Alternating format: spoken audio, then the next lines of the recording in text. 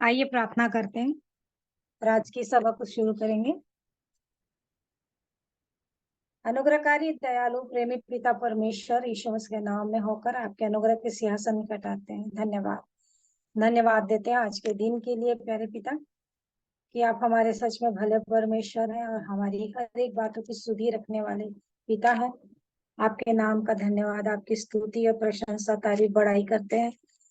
आज के दिन के लिए धन्यवाद देते हैं कि आपने हमें जीवित रखा है।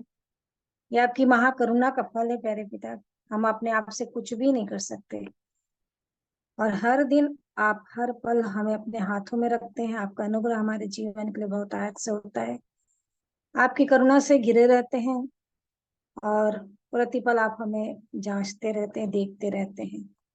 धन्यवाद देते हैं प्रभु यीशु मसीह के प्रेम के लिए, उत्तम बलिदान के लिए, पवित्र लहू के लिए, पवित्र वचन, पवित्र आत्मा की सहभागिता के लिए, जिसके द्वारा आप हमें लिए चल रहे हैं और हर दिन आप हमें संभालते चल रहे हैं। हर दिन एक नई नई बात सिखाते हुए अपने वचन के मार्ग में ले चल रहे हैं। आपका धन्यवाद करते हैं, धन्यवाद देते हैं। आपने हमें उद्धार दिया है, शांति दी है, आनंद दिया है, छुटकारा दिया है, चंगाई दी है।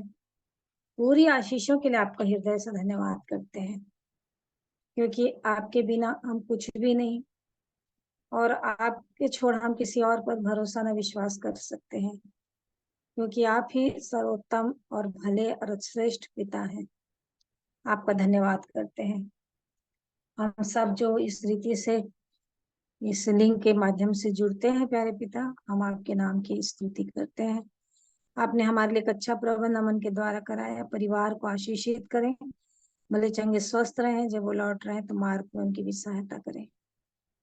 और प्रभु जी, हम सब मिल करके इन अंतिम समयों में इकट्ठे होकर के प्रभु आपकी महिमा और स्तुति करते हुए, आपके वचन से सीखते हुए, हर एक जन अपने अपने जीवन को देखते हुए मार्ग में बना रहे, चौकस रहे, सावधान रहे, अलर्ट रहे, ताकि हम किसी भी रीति से लज्जित ना होने पाए। जो समय आपने दिया है उस समय के अनुसार हम अपने जीवन को बना लें। ऐसी हम सब पर दया करें। हम जो इसमें जितने भी भाई बहन जुड़ते हैं प्रभु जी, और जितनों को आपने प्रभु अपने अनुग्रह में लेकर यहाँ तक लाया है और आशीषित किया है, हर एक के लिए आपका धन्यवाद करते हैं। इस समय के लिए भी प्रभु जी, हर एक भागों में आपकी स्तुति करने में, गवाही देने में, वचन बोलने में, और जिस भी प्रकार से जो भी आशीषें हम आपस में बांटते हैं, सब कुछ आपके नाम की महिमा के लिए होने पाए। हमें से हर एक की सहायता करें। सारा आदर, सारा महिमा जलाल आपको देते हैं। विनती को यीशु मसीह के नाम से मांग लेते हैं, आमीन। आइए, हम में से हर एक को अवसर है कि प्रभु की स्तुति और महिमा करने पाए, इसलिए अपने मुंह को खोलें और उसका गुणगान करें।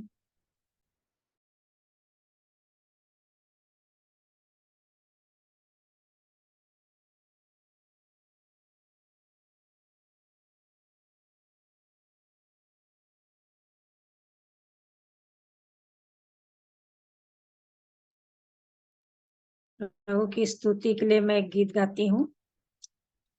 ये आजमाइशें रहेंगी न सदा, बनी न रहेंगी परेशानियां। ये आजमाइशें रहेंगी न सदा, बनी न रहेंगी परेशानियां। ये आंधियां सदा न रहेंगी, समाधान में देर न लगेगा। ये आंधियां सदा न रहेंगी, समाधान में देर न लगेगा। ये आजमाइशें रहेंगी न सदा, बनी न रहेंगी परेशानियां। ये आंधियां सदा न रहेंगी, समाधान में देर न लगेगा। ये आंधियां सदा न रहेंगी, समाधान में देर न लगेगा। ये आजमाइशों पर पाऊंगा विजय, प्रभु देगा उसके लिए बल। ये आजमाइशों पर पाऊंगा विजय, प्रभु देगा उसके लिए बल। हारूंगा नहीं मैं, हारूंगा नहीं, हारूंगा नहीं मैं, हारूंगा नहीं। यीशु की महिमा को मैं देखूंगा। ये आजमाइशें रहेंगी न सदा, बनी न रहेंगी परेशानियां। ये आंधियां सदा न रहेंगी, समाधान में देर न लगेगा। ये आजमाइशें मेरे लाभ के लिए, जिनसे मैं प्रभु में बढ़ता हूँ। ये आजमाइशें मेरे लाभ के लिए, जिनसे मैं प्रभु में बढ़ता हूँ।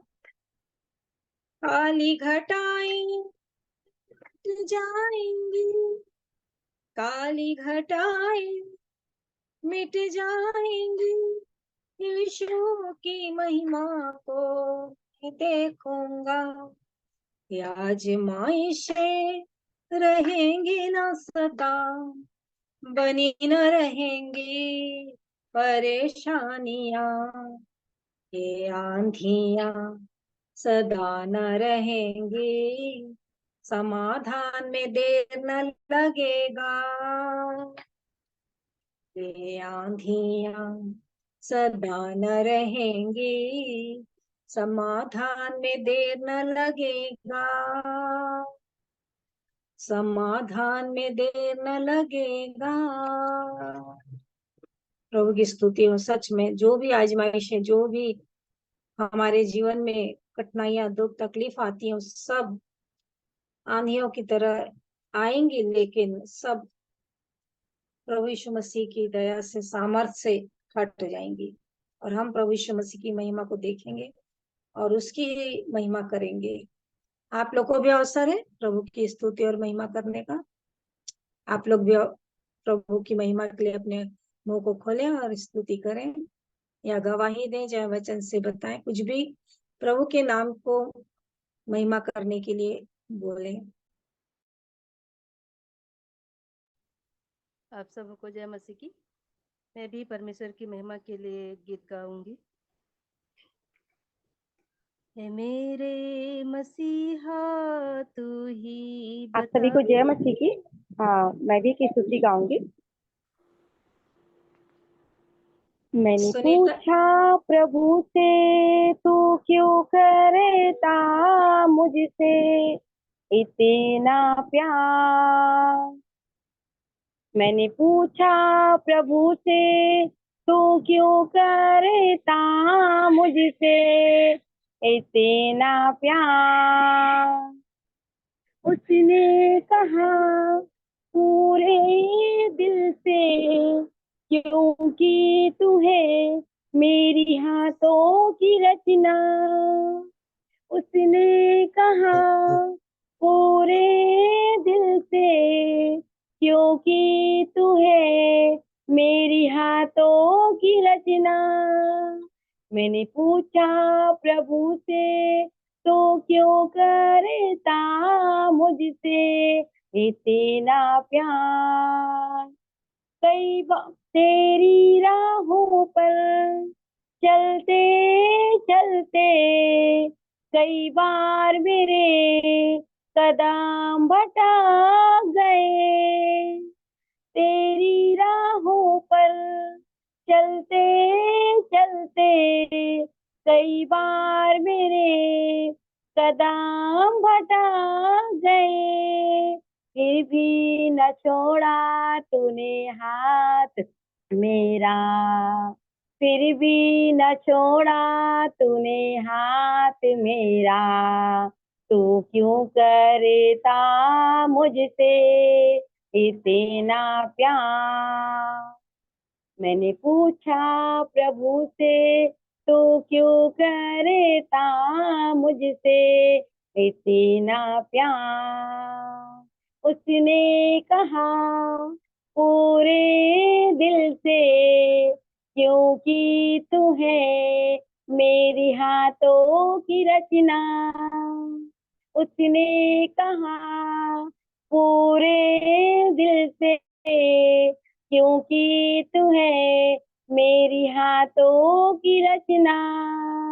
कई बार तुम्हें खुशी देनी चाही, गम के अलावा कुछ ना दिया। कई बार तुम्हें खुशी देनी चाही, गम के अलावा कुछ ना दिया। फिर भी न छोड़ा तूने हाथ मेरा, फिर भी न छोड़ा तूने हाथ मेरा। तू क्यों करता मुझसे इतना प्यार। मैंने पूछा प्रभु से, तू क्यों करता मुझसे इतना प्यार। उसने कहा पूरे दिल से, क्योंकि तू है मेरी हाथों की रचना। उसने कहा पूरे दिल से, क्योंकि तू है मेरी हाथों की रचना। मैंने पूछा प्रभु से, तू क्यों करता मुझसे इतना प्यार। धन्यवाद। अभी भी आप लोग को अवसर है। सुनीता बहन भी शुरू करी थी। हाँ, सुनीता बहन को भी अवसर है।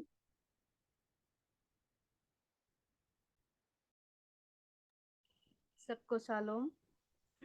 सभी को जय मसीह की। मेरा नाम सृष्टि बैका है, मैं बेलगहना से बोल रही हूँ और हम प्रभु की महिमा के गीत गाना चाहते हैं। स्तुति प्रशंसा का गीत प्रभु दिल से गाऊंगा, तेरी महिमा का वर्णन प्रभु सबको सुनाऊंगा। स्तुति प्रशंसा का गीत प्रभु दिल से गाऊंगा, तेरी महिमा का वर्णन प्रभु सबको सुनाऊंगा। पक्षी पर्वत और समुंदर करते हैं तेरी महिमा का वर्णन। तारागण सूर्य और चंद्रमा करते हैं तेरी प्रशंसा। पक्षी पर्वत और समुंदर करते हैं तेरी महिमा का वर्णन। तारागण सूर्य और चंद्रमा करते हैं तेरी प्रशंसा। मुझसे भी तुझको महिमा मिले, मेरा जीवन तेरा काम आए। स्तुति प्रशंसा का गीत प्रभु दिल से गाऊंगा, तेरी महिमा का वर्णन प्रभु सबको सुनाऊंगा। यीशु ही मार्ग है, यीशु ही सत्य है, जीवन मेरा तू ही प्रभु, तू ही मेरा गीत है। यीशु ही मार्ग है, यीशु ही सत्य है, जीवन मेरा तू ही प्रभु, तू ही मेरा गीत है। ऐसे मधुर अनुभव को मैं कैसे भुलाऊंगा, तेरी महिमा का वर्णन प्रभु सबको सुनाऊंगा। सबकी प्रशंसा का गीत प्रभु दिल से गाऊंगा, तेरी महिमा का वर्णन प्रभु सबको सुनाऊंगा, सबको सुनाऊंगा। प्रभु की स्तुति हो। प्रभु का धन्यवाद करते हैं। सुनीता बहन बहुत देर से ट्राई कर रही हैं। सुनीता बहन, आपको अवसर है। जी आंटी, थैंक यू। मैं भी परमेश्वर की महिमा के लिए गीत गा लूंगी। आवाज आ रही है ना? हाँ, आ रही आ रही। है मेरे मसीहा तू ही बता दे, तेरे दर से अब मैं किधर जाऊं। है मेरे मसीहा तू ही बता दे, तेरे दर से अब मैं किधर जाऊं। तेरी मोहब्बत के प्यासे हैं कब से, प्यास बुझाने किधर जाऊं। ऐ मेरे मसीहा तू ही बता दे, तेरे दर से अब मैं किधर जाऊं। धन्य है तेरा प्यार अनोखा, धन्य है तेरी कुर्बानी, धन्य है तेरा प्यार अनोखा, धन्य है तेरी कुर्बानी। भटका हुआ दिल गुनाहों में कब से, भटका हुआ दिल गुनाहों में कब से, दिल को लगाने किधर जाऊं। ए मेरे मसीहा तू ही बता दे, तेरे दर से अब मैं किधर जाऊं। ऐ मेरे मसीहा तू ही बता दे, तेरे दर से अब मैं किधर जाऊं। अपने लहू से गुनाह तूने धोए, पत्थर से दिल को है कोमल किया। अपने लहू से गुनाह तूने धोए, पत्थर से दिल को है कोमल किया। खुशियाँ मिली तुझको पाया है जब से, खुशियाँ मिली तुझको पाया है जब से, जीवन बिताने किधर जाऊं। ऐ मेरे मसीहा तू ही बता दे, तेरे दर से अब मैं किधर जाऊं। ऐ मेरे मसीहा तू ही बता दे, तेरे दर से अब मैं किधर जाऊं। तेरी मोहब्बत के प्यासे हैं कब से, प्यास बुझाने किधर जाऊं। ऐ मेरे मसीहा तू ही बता दे, तेरे दर से अब मैं किधर जाऊं। Thank you. प्रभु का धन्यवाद हो। और अभी समय है कि आप लोग अपने जीवन की गवाही दें और प्रभु की महिमा करें। या स्तुति करना चाहते हैं तो स्तुति भी कर सकते हैं। मैं गाना गाना चाहती हूँ। हाँ हाँ, शालोम, शालोम, जय मसीह की। शालोम, जय मसीह की। आपने 2 बार क्वेश्चन दिया था, आप आए नहीं इतने दिन से। हाँ हाँ, आज आज करेंगे। 2 बार क्वेश्चन हाँ दिया, फिर दूसरा फिर दिया आपने। हाँ हाँ, बिजी हो गई फिर मैं भी, एक के जी बाद एक। और हम लोग का भी मीटिंग चालू हो गया, ऐसा हो गया, तो आज जी करेंगे। हाँ ठीक है, जी। ओके। मैं एक छोटा सा गाना गाती हूँ, काफी समय हो गया वैसे। शारोन का गुलाम है तू मेरा मसीहा, शारोन का गुलाम वो है मेरा मसीहा। तू मुझे जल देता जिससे मैं तृप्त हो जाता, तू मुझे जल देता जिससे मैं तृप्त हो जाता। तू है मेरा प्रिय और मैं तुझ, तू है मेरा प्रिय और मैं तुझसे प्रेम करूंगा।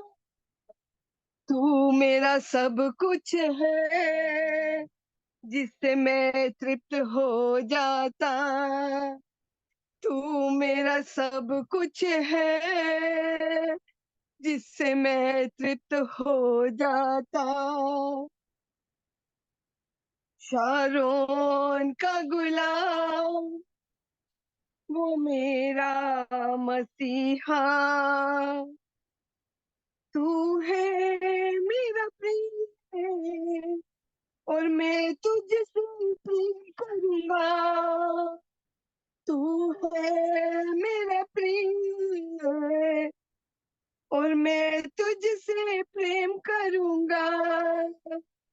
तू मेरा सब कुछ है और मैं तृप्त हो जाता, तू मेरा सब कुछ है और मैं तृप्त हो जाता। शारोन का गुलाम वो मेरा मसीहा, तू है मेरा सब कुछ और मैं तेरे लिए जीऊंगा। तू है मेरा सब कुछ और मैं तेरे लिए जीऊंगा। शारोन का गुलाम वो मेरा मसीहा, तू मुझे जल देता जिससे मैं तृप्त हो जाता। तू है मेरा प्रिय और मैं तुझसे प्यार करूंगा। तू है मेरा प्रिय और मैं तुझसे प्यार करूंगा। तू मेरा सब कुछ है जिससे मैं तृप्त हो जाता। धन्यवाद आप सबको। प्रभु का धन्यवाद करते हैं। और सबसे पहले तो मैं माफी चाहती हूँ, सच में मैं ही दी और मैं ही गायब हो गई थी, सॉरी। एक्चुअल में बुधवार को अर्जेंट घर से फोन आ गया था। फिर गुरुवार को एक जगह हम लोग का मीटिंग रहता, वहां चले गए। और कल फ्राइडे फिर एक जगह मीटिंग थी, मतलब प्रार्थना कहीं मीटिंग था, तो इसलिए एक एक दिन निकलता चला गया। लेकिन ये अवसर है अभी, अब हम लोग पहले कर लेते हैं, उसके बाद आगे बढ़ेंगे। तो आप लोग सब तैयार हो जाइएगा और अपने अपने इसको अनम्यूट कर लेंगे और आंसर बताइएगा। मैं पूछते जाती हूँ, फिर जल्दी खत्म हो जाएगा। इसहाक की मृत्यु कितने वर्ष में हुई? और जो भी जानते होंगे वो अपना खोल देंगे वीडियो और बता दीजिएगा। ज्योति बहन 2 मिनट। जी हाँ, जी हाँ। जस्ट अभी घर में घुसा हूँ बस। अच्छा अच्छा, ठीक है ठीक है ठीक है।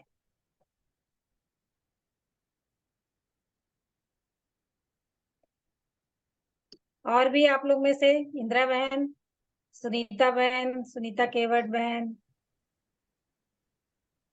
और कौन है इसमें? मेरा तो स्क्रीन 180 खसक वर्ष। नहीं रहा आज। 180 वर्ष। हाँ, और उसका वो और सबसे कौन से? सबसे लंबे समय तक जीवित रहने वाला। हाँ, नहीं, इसहाक की मृत्यु कितने वर्ष में हुई? 180 ठीक बताए। उसका संदर्भ कौन सा है, अध्याय कौन सा? उत्पत्ति 25-28। हाँ, 35-28 शायद। 35-28। उत्पत्ति 25-28। अच्छा, उत्पत्ति 25-28, ठीक है। एक और दीजिएगा भैया। बहन एक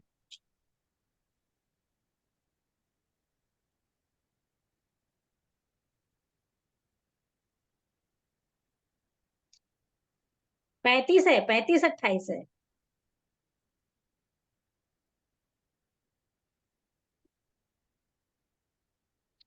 जस्ट अभी घर में आया हूँ।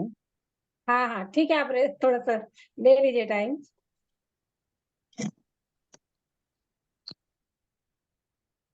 पढ़ा।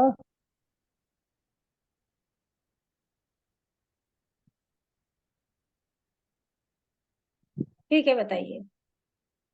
जी 25-28 पढ़ना है। 35 का है भैया, 35। अच्छा 35 है। 35 का 28 है। अच्छा मैंने तो गलत लिख लिया फिर इसका मतलब। हाँ हाँ, कुछ हाँ नहीं होता। आगे।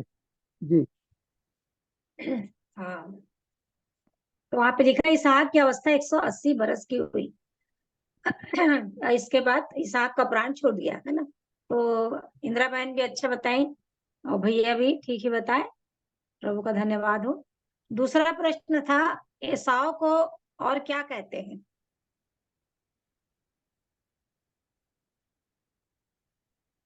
आप लोग में से देख लीजिए, जिसको भी आता बताइए।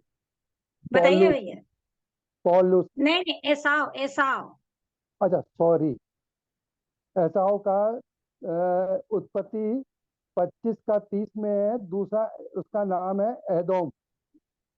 हाँ, 36 में है। अच्छा 36 पता नहीं मैंने कैसे गलत 36 का लिख लिया। पहला पद। 36 का पहला पद। एसाव है जो ना? एदोम के भी कहलाता है। जी हाँ, जी। जी ठीक है, प्रभु का आगे धन्यवाद हो। उसकी और उसके बाद वंशावली है आगे। सुलेमान ने अपना महल बनाने में कितने वर्ष लगे? सुलेमान ने परमेश्वर का महल भवन बनाने में कितने वर्ष लगाए? आप लोग में से बहन 13 लोग 13 कितना? वर्ष। नहीं, 13। भवन बनाने में, भवन। पहला परमेश्वर राजा। का भवन बनाने में। हाँ, परमेश्वर का भवन बनाने में। पहला राजा 6 और उसकी 38 आय। 7 वर्ष। हाँ, बिल्कुल सही भैया, थैंक यू, धन्यवाद। उसके बाद थोमा को और क्या कहलाता है? थोमा और क्या कहलाता है? यौना 20-24। दिदुमस। यूहन्ना 20 का 24। जी दिदुमुस। अच्छा, हाँ, दिदुमुस ठीक है। यूहन्ना 20 का 24 है। देख 11 लेती हूँ मैं। 11 के 16-24 में। 11 अध्याय हाँ, के ये ठीक बोली, हाँ 16-24। इंदिरा बहन। हाँ, इंदिरा बहन 16-24 सही में। बोली। 11 के हाँ ठीक, 16-24। 11 का 16 ठीक है। प्रभु का धन्यवाद। रोमियो की पत्री किसने लिखी? पौलुस के द्वारा। नहीं भैया, वो उसमें लिखा हुआ है। और- तिरतियुस। हाँ, तिरतियुस। रोमियो। हाँ ठीक बोले, धन्यवाद प्रभु 16 का, बहन का भी। 16-22 में। 16 16-22 में। 22। हाँ, रोमियो 16-22 में। तिरतुयुस। हाँ। अच्छा मैंने प्रभु का लूका। धन्यवाद हो। और आखिरी है, 1 मिनट। वाचा का ये संदूक अभी कहाँ है? वाचा का संदूक में तो बहुत सारे विरोधाभास है, बहुत सारे वर्णन है। मगर जो बताया गया है आखिरी में जो मैंने पढ़ा, स्टडी करा था, तो वो मैंने पढ़ा था वो इजराइल में है, इजराइल में है आज की तारीख में। मगर दूसरे शब्दों में अगर कहा जाएगा तो वो हमारे अंदर है। अच्छा, नहीं, जहाँ पे वचन में लिखा हुआ है वचन और भी। वचन में लिखा गया है, वो मैंने पढ़ा हाँ, था, दूसरा सामुएल में 6 में है, और भजन संहिता 132 नहीं, में देखा है मैंने, अच्छा, अभी इजराइल अभी में। अभी अभी मतलब हम उसको, हाँ, बहुत सारी जगह बताया गया है। प्रकाशित वाक्य 11 हाँ। का 19 पढ़े। हाँ, नहीं, 11 प्रभु का का 29, धन्यवाद। 11 का 29, प्रकाशित 19 वाक्य 19। 19, प्रकाशित हाँ, वाक्य जी 11 हाँ। का 19 देखती हूँ मैं। प्रकाशित वाक्य 11 11 11 का 19। जी पढ़े बहन। पढ़ लीजिए। हाँ, 19 ही है, 11 का 19, पढ़ दीजिए 11 बहन। का 19। परंतु साढ़े पढ़िए, तीन परंतु नहीं, साढ़े 11 का 19, 19 11 का 19। 19 प्रकाशित वाक्य। हाँ, तब परमेश्वर का जो मंदिर स्वर्ग में है वह खोला गया, और उसके मंदिर में उसको वाचा का संदूक दिखाई दिया, और बिजलियां और शब्द और गर्जन और भूकंप हुए, और बड़े ओले पड़े। हाँ, वाचा का परमेश्वर के संदूक मंदिर स्वर्ग में, स्वर्ग में स्वर्ग है। में। हाँ, प्रभु का धन्यवाद हो, आपने बहुत अच्छा, सब लोगों ने उत्तर दिया, और भी बहनें जरूर से वचन पढ़ते हैं। एक मिनट, आपने जो रेडियो की पत्रिक के बारे में जो कहा है, सुनाई नहीं देता भैया? जो रेडियो की पत्रिक किसने लिखी?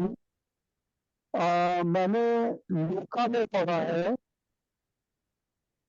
लूका की जो हेडिंग है उसमें पढ़ा है।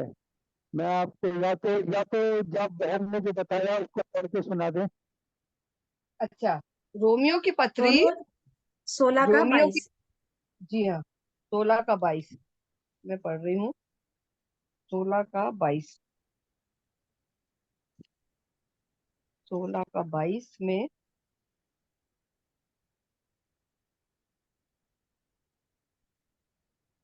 मुझे पत्री के लिखने वाले तिरतियुस का प्रभु में तुमको नमस्कार।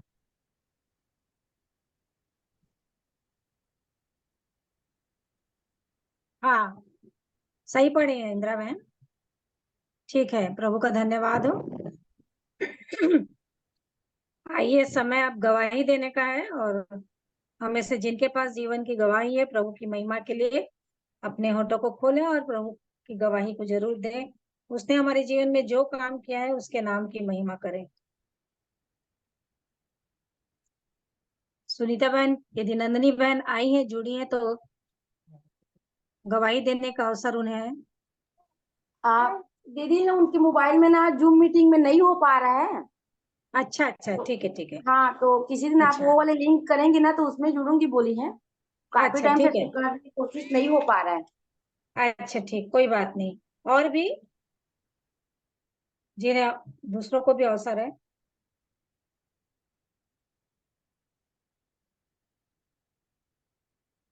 कल के वचन को मैं सुनी आज, और प्रभु का धन्यवाद, सच में विश्वास के विषय में जो करेक्टर है उसके बारे में जानने का अवसर मिला, और ये जीवन में जो भी आती स्थितियां उसमें विश्वास में बने रहने का, तब जाकर के परमेश्वर को प्रसन्न करने का।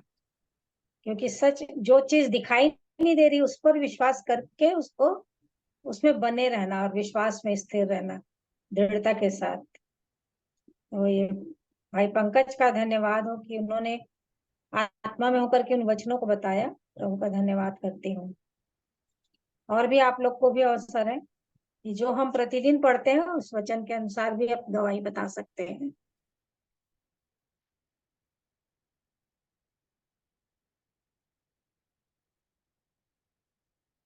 आज हमारे यहाँ फिलिप अब्राहम भैया एक पास्टर है भोपाल के, वो आए थे और बहुत सारी गवाहियां बता रहे थे, और उसमें एक जर्मनी की महिला के बारे में बताए जो अभी 40 साल की हो गई है, और वो जब 27 साल की थी तब वो वहां से निकली, और उनको प्रभु ने वाराणसी दिखाया था, वाराणसी में जाके सेवा करने के लिए। तो वो 27 साल की उम्र में ही इंडिया आ गई और अपने बाल को ब्लैक कर ली, और वाराणसी में अंडरग्राउंड वो रहती है, अभी भी है, अंडरग्राउंड है, वो छिप के है। और बता रहे थे भैया पास्टर जी कि सुबह 4 बजे वो उठ करके घाट घाट में वाराणसी में जाती है, और वहां प्रार्थना करती है, किसी को ये पता मत चले कि मैं क्रिश्चियन हूँ और बाहर से आई हुई हूँ। और इस रीति से वो प्रार्थना कर करके अभी 40 इयर्स के हो गई हैं। और वहां पर जिस भाई से, वो मैं नाम भूल गई, जिस भाई से ये मिलते हैं, वो भाई पास्टर जी उनको बता रहे थे, जो हमारे फिलिप अब्राहम भैया हैं, कि उनके द्वारा उनकी प्रार्थनाओं से इतने बड़े बड़े काम हुए, और वहां पर कलीसिया बनी जो कोई जान नहीं रहा है, और बहुत सारी कलीसिया बनी, 300 से ज्यादा। तो वही बता रहे थे कि अभी जोगी जो जी आ गए हैं, जो वो ज्यादा ये कर रहे हैं, अंकुश लगा रहे हैं। लेकिन वाकई में मैंने उस बात को जब सुनी तो मेरे को लगा कि प्रार्थना में कितनी सामर्थ है, और हम जब प्रभु से प्रार्थना करके मांगेंगे। और अभी जो क्या सरकार जो चेंज हुई, क्या हुआ, मेरे को भी इतना अच्छे से आता नहीं है, मेरे को नहीं समझ में आता है, पर अच्छा हुआ करके बात कर रहे थे मिस्टर और भैया भी, कि उनको अवसर नहीं मिला, और अभी भी हमको अवसर मिल गया है कि सुसमाचार सुनाए। तो प्रभु का बहुत अच्छा प्रबंध है, इसलिए हम सोते न रहे परंतु जागते रहें। और जैसे पिछले दिनों में प्रभु ने उभारा था प्रार्थना के लिए, और तय किए हम लोग, बहनें लोग, भाई लोग भी जो भी हैं, जुड़ सकते हैं मंडे को 7 बजे, क्योंकि अमन बेटे ने बहुत अच्छा हमारे लिए उपलब्ध करा दिया है, लिंक को खोल करके। तो उसके द्वारा भी हम लोग जुड़ करके प्रार्थना शुरू कर सकते हैं। हम अभी एक दिन शुरुआत किए हैं कि सोमवार को हम लोग इकट्ठे होंगे, तो हम सब जितना हो सकता है उसमें जुड़े और सच में प्रार्थना करें। और बहुत सारी, बहुत गवाहियां बताएं कि हिंदुओं में से जितने लोग आ रहे हैं वो स्थिर हैं, और वो बोलते हैं कि जब हम नहीं डरते हैं तो क्रिश्चियन लोग क्यों डरते हैं कि कुछ हो जाएगा।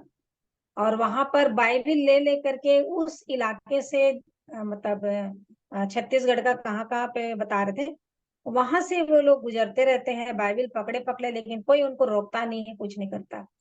अभी वो शिवरी नारायण में गए थे, जहाँ हम लोग का छत्तीसगढ़ में, उस जगह में, वहां पर वहां के जो पास्टर थे फोन करके बोले कोई आते नहीं है, डरते हैं कि यहाँ आएंगे तो हिंदू लोग भगाएंगे करके। तो भैया बोले, और ये अपनी गाड़ी में ही जाते रहते हैं, स्कूटी में, नहीं तो कुछ भी किसी का भी उनको मिल जाती है और जाते हैं। तो वो गए और उन्होंने मंगाया था 400 बाइबिल, छोटी वाली, और 20 बड़ी बाइबिल। तो ये पूरा अपना बांध करके उस गाड़ी में लेके गए, और बोले मैं एक मीटिंग भी करूंगा, लोगों के साथ संगति भी करूंगा। तो वहां पर बहुत अच्छी मीटिंग भी हुई, कोई विरोध नहीं हुआ, कुछ नहीं हुआ, और सारे लोगों ने लाभ उठाया, आशीष पाए, और वचन भी वहां पर बाइबिल को भी दे करके आए। तो प्रभु का धन्यवाद हो कि ऐसे ऐसी यातनाओं को सह के भी लोग वहां पर बने हुए हैं दृढ़ता के साथ, बोलते हैं कि हमें किसी का भी डर नहीं है। और प्रभु का धन्यवाद कि कि वो बोले कि हम जब उनको नहीं आते हैं तो हम उनके पास जा जा करके लेके आते हैं, जब वो आ जाते हैं तब हम उनको कैसे छोड़ दें। तो बहुत सारे लोग हैं जो अभी भी छूटे हुए हैं और बोलते हैं कि हमको संभालते नहीं है करके। बहुत जगह का नाम बता रहे थे, तो बहुत सारा विषय मेरे को मिला कि वाकई में इन सारे लोगों के लिए हम लोग प्रार्थना करेंगे और करना है। तो प्रभु का धन्यवाद हो कि समय समय पर गवाहियां मिलती रहती हैं, और हम लोग को प्रार्थना करने के लिए बोझ मिलता रहता है। तो सारी बातों के लिए प्रभु का धन्यवाद करती हूँ। और भी आप लोग का अवसर है। मैंने अभी ब्लेस फैमिली में गवाही डाली हूँ एक लड़की की। उसको आप लोग देखना, सच्ची जीवित गवाही है उसकी, बहुत अच्छी। उसको सुनकर मैं एकदम अचानक देखी, खोली। अब इतना तो नहीं खोल पाती क्योंकि मोबाइल में बहुत सारे रहते हैं, ऐसे भरे रहते हैं। पर प्रभु जहाँ आत्मा साथ देता वहां मैं खोल देती हूँ। तो मैंने खोला एकदम, और फिर मैंने सब जगह डाला। बहुत अच्छी गवाही है। और आप जो बता रहे हैं फिलिप अब्राहम भाई के लिए भोपाल से आए हैं, उनको मैं जानती हूँ। वो हम लोगों को अच्छी तरह जानते हैं। वो उज्जैन भी आ चुके हैं। और उनकी गवाही मैं आपको एक बता रही हूँ कि एक बार वो कहीं पर कन्वेंशन कर रहे थे, शायद भोपाल का ही है, शायद नहीं, भोपाल का नहीं, बाहर था, बाहर कहीं दूर में कन्वेंशन कर रहे थे। और वहां पर वो उनके उनके पास खबर आई कि उनकी मम्मी की डेथ हो गई है। उन्हें हमारे यहाँ चर्च में बताया था उनकी मम्मी की डेथ हो गई है। तो जब सुना तो लोगों ने सोचा कि अब क्या मालूम क्या होएगा, इतनी व्यवस्था करी है, सब कुछ, थोड़ा सा वो हो गए। तो उन्होंने क्या बोला कि मेरे को अपने पिता का काम करना है, मेरे को अपना पिता का काम करना है, और मुर्दों को मुर्दे गाड़ने दो, ये शब्द कहा था। तो मेरे को एकदम याद आ गई आपने जब बोला उनका, मैं उनको जानती हूँ। और एक गवाही और डेविड दादा के बच्चों में से है, एक मनीष भैया ने सुनाई थी मेरे को, अभी आए थे जब वो कनाडा से। तो वो गवाही मेरे को मैं आपको लोगों को बता रही, मेरे को बहुत अच्छी लगी, मेरी उनसे बातचीत हुई थी। तो उन्होंने बताया कि एक लेडी थी, वो मुस्लिम थी, और वो सऊदी अरब की तरफ की थी, मगर वो अमेरिका में नौकरी करती थी। तो हम लोग जैसा मौका मिलता है किसी को बताने के लिए, या कोई ऐसा जरिया मिलता है, जैसा कि बोलते हैं ना कि जो दुखी मन का हो उसे प्रभु का सुसमाचार सुनाओ। तो कुछ ऐसी बात हुई होगी उन लोगों के बीच में। तो उन्होंने, मनीष भैया ने उनको यीशु मसीह का सुसमाचार सुनाया, और प्रभु ने उनके जीवन में काम किया। जब काम किया तो उनने भैया से दूसरे दिन बातचीत करी और बोला कि आप मुझे और बताइए, और उनकी कोई किताब हो तो मेरे को दीजिए। तो उन्होंने बाइबल दिया और उनसे बोला कि आप हमारे यहाँ ये फलानी टाइम में मीटिंग होती है, तो आप हमारे यहाँ आना। तो वो लेडी उनके यहाँ गई। प्रभु ने और उनके जीवन में काम किया, उस लेडी के जीवन में। जब यहाँ प्रभु उनके जीवन में काम कर रहा था, मीटिंग के द्वारा, भाई के द्वारा प्रभु काम करने लगा। जब प्रभु काम करने लगा तो सऊदी अरब में उसके परिवार के लोग किस प्रकार की शक्तियों का प्रयोग करते मुझे तो नहीं मालूम, वो कुछ करने लगे, वो उसको करने लगे। अब वो लेडी घर में परेशान होने लगी, क्योंकि वो अकेली रहती थी। वो लड़की अमेरिका में परेशान होने लगी। तो फिर उन्होंने मनीष भाई से बोला कि मेरे साथ ऐसा ऐसा होने लगा है। तो भैया समझ गए कि जहां प्रभु का काम होने लगता है वहां शैतान का भी काम होना लगता है, और उसको हमको किस प्रकार से दूर करना है, किस प्रकार से मारना है। उन्होंने बोला आप ये बाइबिल को खूब ज्यादा पढ़ने लगना, जैसा आपको मौका मिलता है, और आप यीशु मसीह से घुटने में आकर दुआ करने लगना, प्रभु अपना काम करेगा। वो लेडी घर में आके घुटने पर आकर बाइबिल पढ़ने के बाद दुआ करने लगी, यीशु मसीह धारा की नहीं बोलने लगी, प्रभु ऐसा, प्रभु प्रभु काम करने लगा उसके जीवन में। आज की तारीख में वो लेडी और सऊदी अरब के लोग जो कर रहे थे, उनके सब काम नेस्तनाबूद हो गए। कुछ भी काम प्रभाव नहीं डाल पाया उस लेडी के उस पे। आज वो लेडी, भैया बता रहे थे, आज वो लेडी प्रचारक है वहां पर। प्रेज द लॉर्ड, हालेलुया, धन्यवाद देती हूँ। प्रभु का धन्यवाद। आइए, और किसी के पास है गवाही तो बताए, नहीं तो फिर वीर विजय भैया को अवसर है, क्योंकि मेरे को तो पता नहीं चल रहा और कितने हैं। वीर विजय भाई, आप आज आज के लिए जो सॉरी, सुनाई नहीं दिया भैया? आज के लिए सॉरी,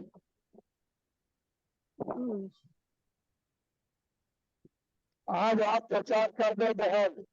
अच्छा अच्छा अच्छा, हाँ सुनाई नहीं दे रहा था। और अमन आ गए क्या? नहीं आए, अमन भाई नहीं आए अभी। अच्छा अच्छा, सुनीता बहन, और सुनीता सुनीता बहन को भी अवसर है। सुनीता बहन, आशीष भाई आए हैं? हाँ, थोड़ी देर में ये आ रहे हैं, तब तक अच्छा, वचन वगैरह पढ़ लेते हैं। कोई सा भी वचन जो है, 2-2 पद जो पढ़ते हैं हाँ ना। हाँ हाँ, ये बिल्कुल मैं बिल्कुल, चलिए। ये मैं एक बात बोलना मांग रही हूँ, जो कल भैया ने बोला था, पंकज भाई ने, हाँ वो कुछ बातों को उन्हें नहीं बोल पाया था। वो एक चीज हाँ मैं हाँ और बताना मांग रही हूँ कल के विश्वास के वचन में, रोमियो का 16वां अध्याय हम्म, और उसके 26 पद में, परंतु अब प्रकट होकर सनातन परमेश्वर की आज्ञाओं से भविष्यवक्ताओं की पुस्तकों के द्वारा सब जातियों को बताया गया है कि वे विश्वास से आज्ञा मानने वाले हो जाए। आमीन, हालेलुया। सही ये बात है। चीज रह गई थी, ये कल चीज रह गई थी, भैया ने बताया था। हम्म,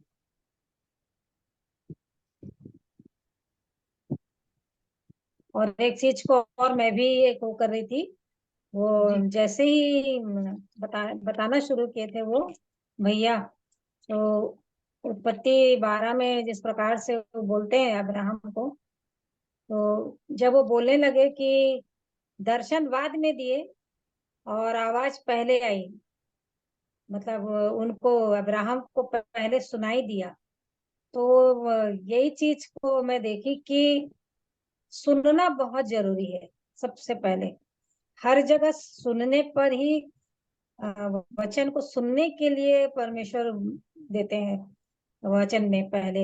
हाँ, वो उनका मूसा एलिया यीशु मसीह भी जब दिखाई देते हैं तो बोलते हैं कि इसकी सुनो। तो सुनना भी विश्वास के वचन से, विश्वास सुनने के वचन से होता है, तो सुनना सबसे पहले जरूरी है। तो जब ये बोल रहे थे तो इन्हीं बातों को याद मैं कर रही थी कि जो बातें बोले 12 अध्याय के उत्पत्ति में, तुझसे एक बड़ी जाति बनाऊंगा, आशीष दूंगा, महान करूंगा, सब बातें, तो वो बातें वो पहले बोले और वो सुना, और वो सुने वचन से उसका विश्वास उत्पन्न हुआ। और बाद में 7 पद में कि अब्राहम को दर्शन देकर, अब्राम को दर्शन देकर का, तो प्रभु का धन्यवाद हो इन वचनों के लिए। और एक बात अद्भुत लगा कि अब्राहम को बोले थे परमेश्वर कि तू निकल, पर वो अपने भतीजे को क्यों साथ में लिए कर गए, वो पता नहीं क्या कारण था, कि उससे प्रेम बहुत था और क्यों था, लेकिन उसको बोले थे कि तू निकल अपनी जन्मभूमि, अपना पिता के घर को छोड़, लेकिन उसको अपने भतीजे को भी पकड़ लिए वो। तो प्रभु सहायता करे हम सबको और भी वचन की बातों को सुनने समझने में। और ठीक है, बहन ने जैसे बोला, चलिए हम लोग भजन संहिता नीति वचन 6 को पढ़ लेते हैं। नीति वचन 6, एक एक पद पढ़ते जाएंगे, मैं भजन शुरू कर संहिता पढ़ देती रहे हूँ। थे ना, भजन संहिता पढ़ रहे थे ना। अच्छा अच्छा, ठीक है, भजन संहिता, हाँ ठीक है, भजन संहिता पढ़ते हैं। हाँ भजन संहिता 18 को पढ़े, नहीं, शुरू से नंबर पढ़ रहे है थे ना, शुरू से कौन पढ़ सा? रहे थे, अपन शुरू अच्छा से पढ़ अच्छा रहे थे ना, सुनीता बहुत पढ़ता। अच्छा, ठीक है, तो तीसरा अध्याय ना, कितना हो गया था मेरे को तो नहीं मालूम, मैं तो नहीं थी। तीसरा अध्याय पढ़ना है क्या? जो तारीख है ना, आज 6 तारीख छठवां है। छठवां छठवां 6 अध्याय, छठ तो 6 छठवां भजन अध्याय। नहीं है। संहिता, भजन संहिता 6, जी ठीक है, शुरू करिए वीर विजय भैया, आप ही शुरू करिए। जी, मैं पढ़ रहा हूँ। भजन संहिता 6 और उसका पहली आयत। हे यहोवा, तूने मुझे अपने क्रोध में ना डांट और ना झुंझला, मैं तुझे ताड़ना दे, मुझे ताड़ना दे। एक बार मैं फिर से पढ़ूंगा। हे यहोवा, तू मुझे अपने में ना डांट और ना झुंझला, मैं झुंझला मुझे ताड़ना दे और ना मुझे ताड़ना दे, क्योंकि यहाँ पर मेरी बाइबल में गलत छपा हुआ है। और ना झुंझला, और यहाँ पर आगे फिर मैं लिख दिया है, मैं मुझे ताड़ना दे और ना मुझे ताड़ना दे, ये होगा। और ना ना मुझे ताड़ना दे। झुंझलाहट में, झुंझलाहट में। हाँ, मुझे ताड़ना दे, ऐसा लिखा है। मुझे ताड़ना दे, जी हाँ। हे हे यहोवा, यहोवा, हाँ मुझ पर अनुग्रह कर, क्योंकि मैं कुमला गया हूँ। हे यहोवा मुझे चंगा कर, क्योंकि मेरी हड्डियों में बेचैनी है। मेरा प्राण भी बहुत खेदित है, पर तू हे यहोवा कब तक?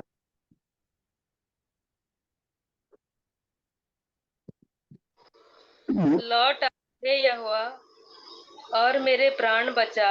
अपनी करुणा के निमित्त मेरा उद्धार कर। क्योंकि मृत्यु के बाद तेरा स्मरण नहीं होता, अधलोक में कौन तेरा धन्यवाद करेगा। मैं कराते कराते थक गया, मैं अपनी खाट आंसुओं से भिगोता हूँ। प्रतिदिन रात मेरा बिछौना भीगता है।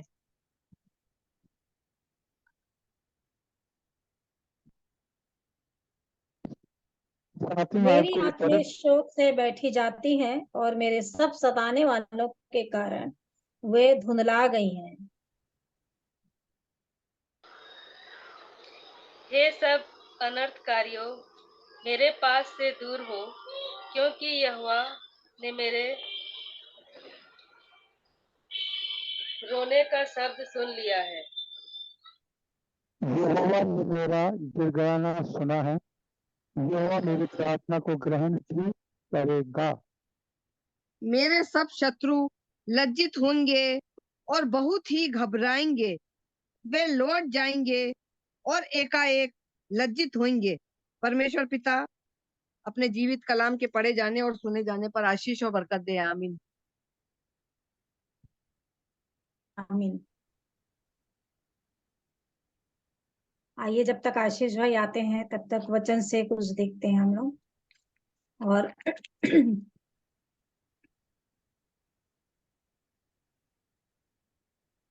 पिछले दिनों में धोखा के विषय में मैं देख रही थी, क्योंकि अंतिम समय है तो धोखा देने वाले आएंगे और हमको सचेत रहना है, क्योंकि वचन से ही वो बातें करेंगे और हमको बहका देंगे। सुनीता बहन, आशीष भाई आएंगे तो बताना, है ना? हाँ, आ गए हैं। हाँ ठीक है, हाँ ठीक है भैया, बताइए। जय मसीह की शालोम।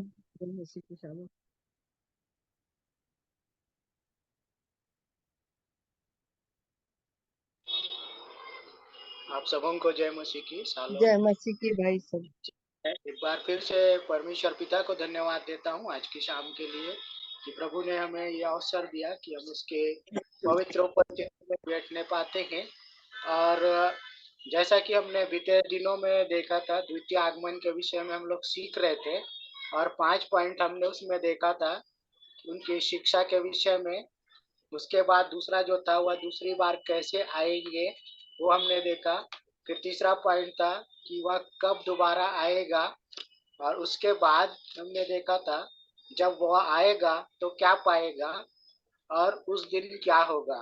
ये 5 पॉइंट हमने बीते समयों में देखा था। तो आने वाले हम लोग देखेंगे अभी इस समय में परमेश्वर के वचन से सीखेंगे आज वो दोबारा क्यों आएगा। और उसके बाद जो लास्ट पॉइंट है वो ये है कि उसकी बाट जोड़ने के लिए क्या करना चाहिए, है ना। प्रभु, हम जानते हैं कि प्रभु यीशु मसीह आने वाले हैं, तो उनके आने की बाट जोड़ने के लिए हमें क्या करना चाहिए, इन बातों को हम आज सीखेंगे। प्रभु सहायता करें। और इससे पहले कि हम वचन के भाग में जाएं, आइए हम लोग प्रार्थना करेंगे।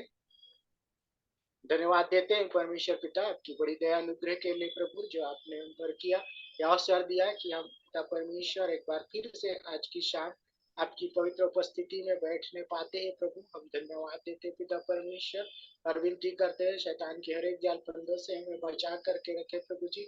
और पिता परमेश्वर हमें ज्ञान और बुद्धि से परिपूर्ण करे, ताकि हम आपके वचनों को सीख करके उसके अनुसार चल सके और आपके आने की हम बाट जोड़ने वाले हो सके प्रभु।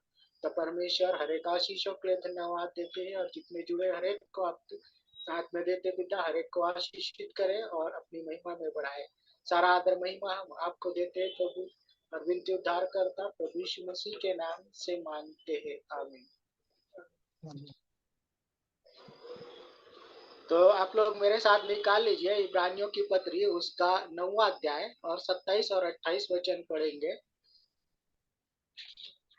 हम लोग बीते दिनों में देख रहे थे दूसरे आगमन के विषय में, तो आज हम लोग उसका जो तीसरा पार्ट है वो देख लेंगे, है ना। उन बातों को सीखेंगे कि वह दोबारा क्यों आएगा, है ना। हमारा प्रभु आने वाला है, हम जानते हैं कि हमारा प्रभु यीशु मसीह क्या है, आने वाला है, तो क्यों आएगा हम उस विषय को देखेंगे।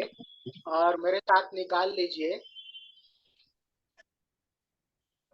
इब्रानियों की और जैसे मनुष्यों के लिए एक बार मरना और उसके बाद न्याय का होना नियुक्त है, वैसे ही मसीह भी बहुतों के पापों को उठा लेने के लिए एक बार बलिदान हुआ, और जो लोग उसकी बाट जोते हैं उसके उद्धार के लिए दूसरी बार बिना पाप उठाए हुए दिखाई देगा। तो यहाँ पर जब हम परमेश्वर के वचन को देखते हैं तो हम क्या देखते हैं कि वो अब जब आएंगे तो बलिदान होने के लिए नहीं आएंगे, ठीक है। और दूसरी जो बात है वो फिर से हमको मौका देने के लिए नहीं आएंगे, क्योंकि वो हमको ऑलरेडी समय दिए हुए हैं, ठीक है।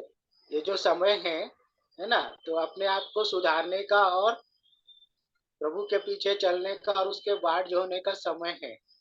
तो जब वो आएंगे तो वो क्या बोलते हैं, और जैसे मनुष्य के लिए एक बार मरना और उसके न्याय का होना नियुक्त है ना। 27 वचन हमको बताता है इब्रानियों की पत्री में, जब हम पढ़ते हैं 27 वचन, तो न्याय का होना नियुक्त है, ठीक है। और उसके बाद जब आगे पढ़ते हैं तो परमेश्वर का वचन बताता है कि वो एक बार क्या किया, हमारे पापों को उठा करके ले गया और वो बलिदान अपने आप को किया, लेकिन वो अब बलिदान होने के लिए नहीं आएगा, ठीक है। वो क्या करने के लिए आने वाला है,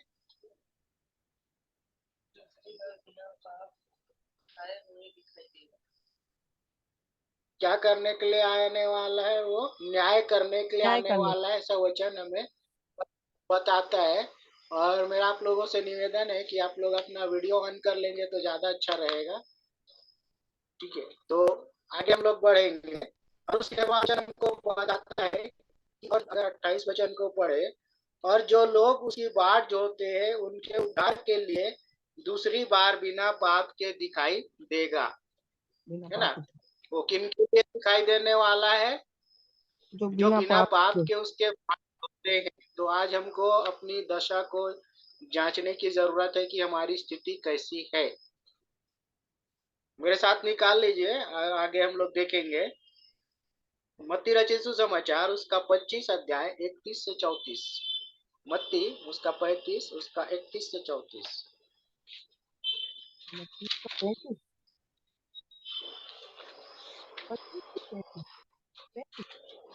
मत्ती रचित सुसमाचार का 25 अध्याय 31 से 34। जब मनुष्य का पुत्र अपनी महिमा में आएगा और सब स्वर्गदूत उसके साथ आएंगे, तो वह अपनी महिमा के सिंहासन पर विराजमान होगा और सब जातियां उसके सामने इकट्ठी की जाएंगी। और जैसा चरवाहा भेड़ों को बकरियों से अलग कर देता है, वैसा ही वह उन्हें एक दूसरे से अलग करेगा। और वह भेड़ों को अपनी दाहिनी ओर और बकरियों को बाईं ओर खड़ी करेगा। तब राजा अपनी दाहिनी ओर वालों से कहेगा, हे मेरे पिता के धन्य लोगों, आओ उस राज्य के अधिकारी हो जाओ जो जगत के आदि से तुम्हारे लिए तैयार किया हुआ है।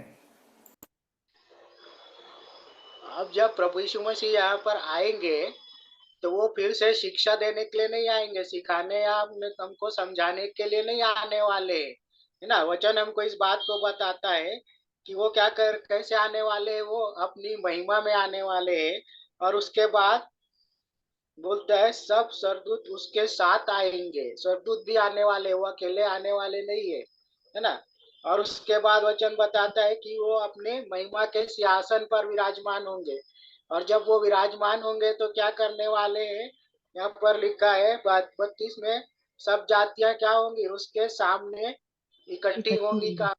और उस बाद भेड़ और बकरियों का उदाहरण दिया गया है ना। जी हाँ। ठीक है। और जैसा भेड़ों को चरवाहे क्या करते हैं, भेड़ और बकरी को अलग करते हैं, वैसे ही मेरी बात की दशा होने वाली है ना। अब हमको इस बात को तय करना है कि हम भेड़ों में गिने जाते हैं या बकरियों में गिने जाते हैं। लेकिन यहाँ पर वचन हमको क्या बताता है कि उस समय सब अलग अलग किए जाएंगे, है ना। छटिंग होने वाली है और उसके बाद क्या होगा, वो क्या करेंगे, उन्हें अलग करेंगे बोलता है। फिर भेड़ों को दाहिनी ओर और बकरियों को बाईं ओर बाईं ओर। करेंगे। और उसके बाद वचन बताता है, तब राजा अपनी दाहिनी ओर वालों से कहेगा, हे मेरे पिता के धन्य लोगों। उसके बाद क्या बोलेंगे, आओ उस राज्य के अधिकारी हो जाओ जो जगत के आदि से तुम्हारे लिए तैयार किया गया है। तो आपकी और आपकी दशा कैसी है, क्या हम उस धन्य लोगों में हमारी गिनती होगी या नहीं होगी, है ना। ये जांचने की बात है और अपने आप को सुधारने की बात है। तो यहाँ पर हमको इन बातों को क्या करना पड़ेगा, गंभीरता से लेना पड़ेगा।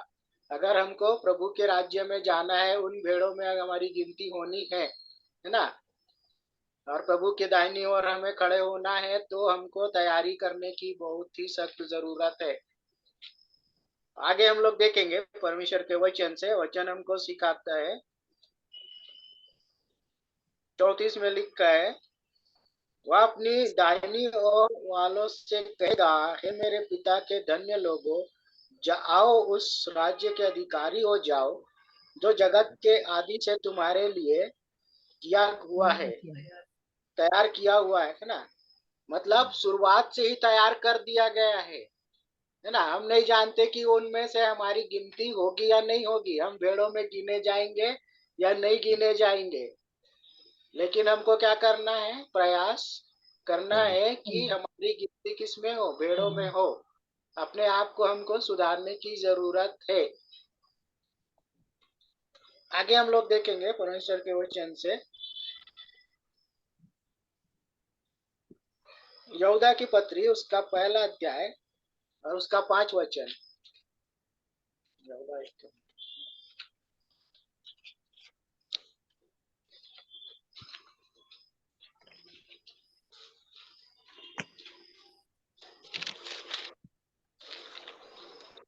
पर यद्यपि तुम सब बात एक बार जान चुके हो पर यद्यपि तुम सब बात एक बार जान चुके हो, तो अभी मैं तुम्हें इस बात की स्मृति दिलाना चाहता हूँ कि प्रभु ने एक कुल को मिस्र देश से छुड़ाने के बाद विश्वास न लाने वाले को नाश कर दिया। यहूदा पर वचन बताता है, यहूदा 1:5। 1:5, ठीक। 1:5 पढ़िए। ठीक है, तो यहाँ पर वचन हमको क्या बता रहा है कि सबका न्याय करने के लिए, और उसके बाद क्या बोलता है, एक बार जान चुके हो, है ना। एक बार हम जान चुके हैं, मतलब कैसे जाने, जब हमने परमेश्वर के वचन को पढ़ा। और कैसे जाने, चर्च में जाने के द्वारा, परमेश्वर के सेवकों के द्वारा हमको बताई गई उन वचनों के द्वारा हमने जाना, सीखा। और अब तक हम क्या कर रहे हैं, सीखते आ रहे हैं, है ना। मेरे ख्याल से हम लगभग ये जूम मीटिंग जो है वो कोरोना के शायद पहले से शुरू हुआ, लेकिन हम लोग जब कोरोना का जब समय था तब से हम जुड़े, तब से हम सीखते आ रहे हैं और बहुत सारी बातों को हमने सीखा। तो हमें इस बात को ध्यान में रखना चाहिए कि जो कुछ हमने सीखा और सीखते आ रहे, सुनते आ रहे, तो हम उसके अनुसार कितना चल रहे हैं, है ना। कितना हम चल रहे हैं, कितना हम प्रयास कर रहे हैं, हमारी स्थिति क्या है, ये जांचने की जरूरत है आज हमको। क्योंकि हमको क्या करना पड़ेगा, प्रभु के सामने खड़ा होना पड़ेगा। तो खड़े होने की तैयारी हमारी है या नहीं है, कैसी है दशा, कैसी है दशा, ये बातों को हम खुद सोचे। सब अपनी अपनी परिस्थितियों को जानती हैं, है ना। तो आज मेरी दशा कैसी है, प्रभु सबको जानता है, हर एक की परिस्थितियों को जानता है, परंतु यहाँ पर वचन हमको क्या बताता है कि तो भी मैं तुम्हें इस बात की सुधि दिलाना चाहता हूँ। मतलब वो हमको जागृत कर रहा है वचन कि प्रभु ने एक कुल को मिस्र से छुड़ाने के बाद विश्वास न लाने वालों को नाश कर दिया, है ना। क्या हुआ जब छुड़ाया, हमको पता है वो हिस्ट्री क्या हुआ। शुरू में वो बहुत जोश में थे, हम सब कुछ करने के लिए तैयार है, लेकिन उनका क्या हुआ, जोश ठंडा हो गया। अगर आपने देखा होगा तो जब जैसे ही वो क्या हुआ, मिस्र देश से निकले और जब सामने क्या था, लाल सागर था और पीछे फिरौन की सेना, वहां पर से ही शुरुआत हो गई थी उनकी, है ना। और जैसे जैसे आगे अगर आप पढ़ते जाए, हिस्ट्री को पढ़ते जाए, तो पिता ने अच्छा काम किया तो पुत्र ने गलत किया, पुत्र ने गलत किया तो पिता ने सही किया, है ना। और अगर पिता ने सही चला तो बाद में वो क्या हो गया, गलत किया, ऐसे हमको मिलता है। मतलब अगर आप देखें तो परमेश्वर के वचन में, तो परमेश्वर के वचन में आप अगर देखते हैं, अगर आपने शयन किताब को पढ़ा होगा 41 अध्याय, उसका 12-13 वचन को आप पढ़े, है ना, तो वहां पर हम इन बातों को देख सकते हैं। वो हमेशा प्रभु कहता है मत डर, मैं तेरे संग हूँ, इधर उधर मत ताक। और उसके बाद कहता है मैं तुझे धर्म में हाथ से छुड़ाऊंगा, तू मेरा है, इस्राएल मेरा है। लेकिन यहाँ पर उन्होंने क्या किया। तो इन बातों को जब हम पढ़ते हैं और जब जानते हैं, तो हमको आज इन बातों को सीखना जरूरी है कि हमको प्रभु के सामने खड़ा होना है। तो प्रवचन हमको उदाहरण ये बताता है कि उनके समान मत करो, है ना, जैसा उन्होंने किया। यहाँ पर हम इन बातों को देखते हैं, मिस्र को छुड़ाने के बाद विश्वास न लाने के कारण वो क्या हो गए, नाश कर दिया ना। छुड़ाए तो बहुत सारे लोग गए थे, वहां से निकले तो बहुत लोग थे, गए कौन। इन बातों को हम देखें तो हम इस बात को समझ पाएंगे कि दशा कैसी है। तो उदाहरण यहाँ पर बहुत ही सुंदर तरीके से यहाँ पर यहूदा की पत्री उसका 1 अध्याय 5 वचन में दिया है कि हम इन बातों को पढ़ करके समझे और सीखे कि कैसी दशा थी। तो यहाँ पर हम लोग आगे बढ़ेंगे, है ना। जब वो आएगा तो क्या होने वाला, हम इस टॉपिक को देख रहे हैं। मेरे साथ आगे निकालिए परमेश्वर के वचन से यूहन्ना की किताब उसका 5वां अध्याय 28 और 29।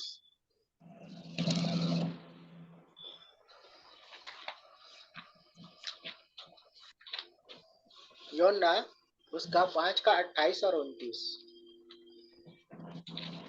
इससे अचंभा मत करो क्योंकि वह समय आता है कि जितने कब्रों में हैं उसका शब्द सुनकर निकलेंगे। जिन्होंने भलाई की है वे जीवन के पुनरुत्थान के लिए जी उठेंगे, और जिन्होंने बुराई की है वे दंड के पुनरुत्थान के लिए जी उठेंगे। यहाँ पर अगर हम देखें इन वचनों को तो लिखा है अचंभा मत करो, है ना। क्यों मत करो बोल रहे हैं वचन हमको, क्योंकि पहले से बता दिया गया है कि ये बातें होने वाली है। अब ये सोचने वाली बात है कि जो व्यक्ति मर गए हैं, मरने के बाद अभी क्या बचा, शरीर तो मिट्टी में खत्म हो गया, है ना।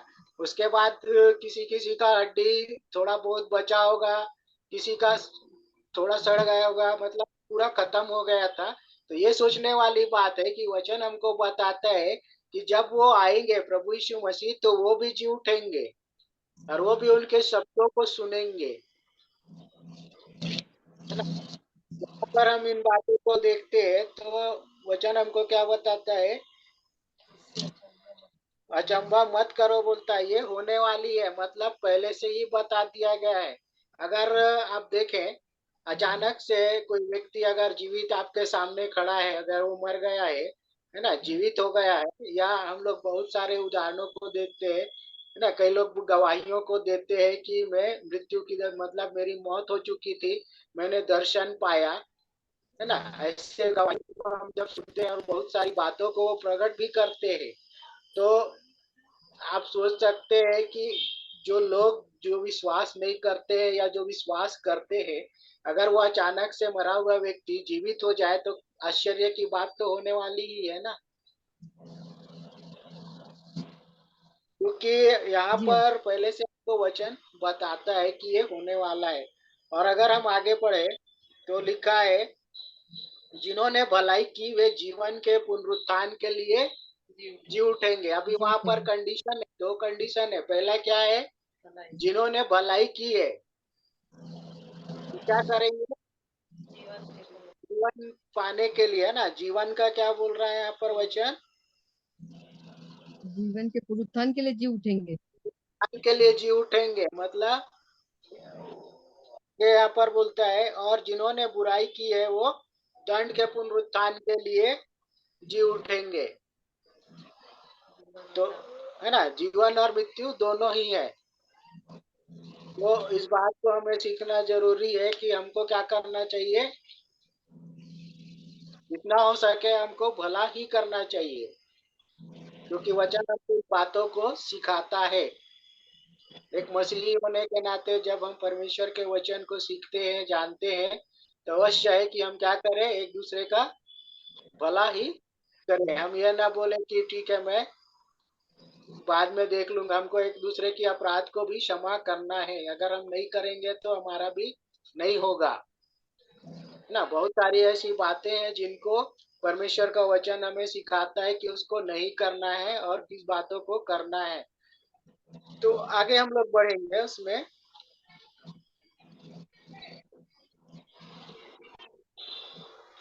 दूसरा कुरिन्थियों की पत्री उसका 6वां अध्याय, सॉरी 5वां अध्याय का 10 वचन। दूसरा कुरिन्थियों की पत्री उसका 5वां अध्याय 10 वचन। क्योंकि अवश्य है कि हम सबका हाल मसीह के न्याय आसन के सामने खुल जाए, कि हर एक व्यक्ति अपने अपने भले बुरे कामों का बदला जो उसने देह के द्वारा किए हो पाए।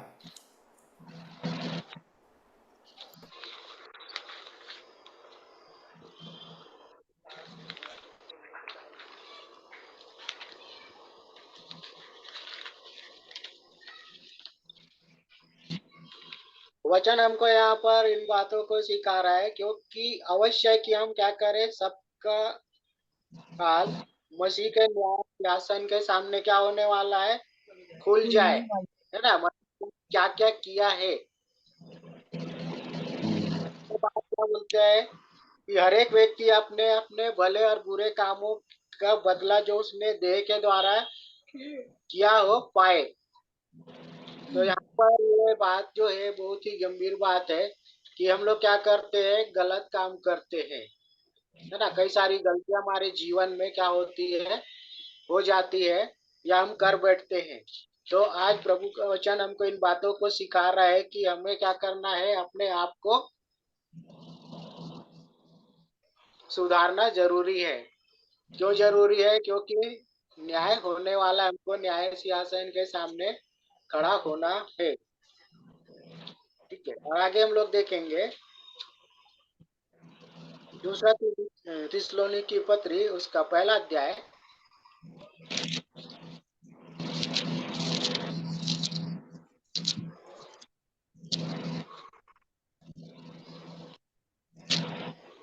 का 8 और 9 वचन। और जो परमेश्वर को नहीं पहचानते और हमारे प्रभु यीशु के सुसमाचार को नहीं मानते, उनसे पलटा लेगा। वे प्रभु के सामने से और उसकी शक्ति के तेज से दूर होकर अनंत विनाश का दंड पाएंगे।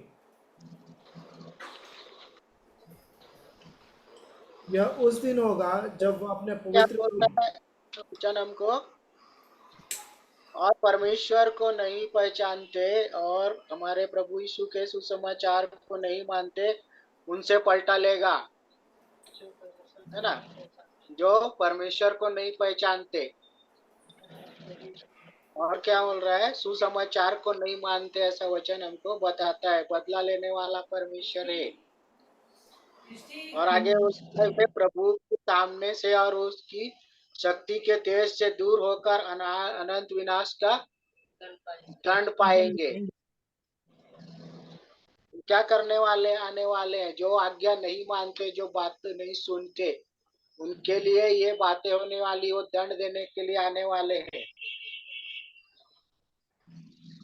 और मत्ती रचित सुसमाचार में देखेंगे उसका 7वां अध्याय 21 वचन।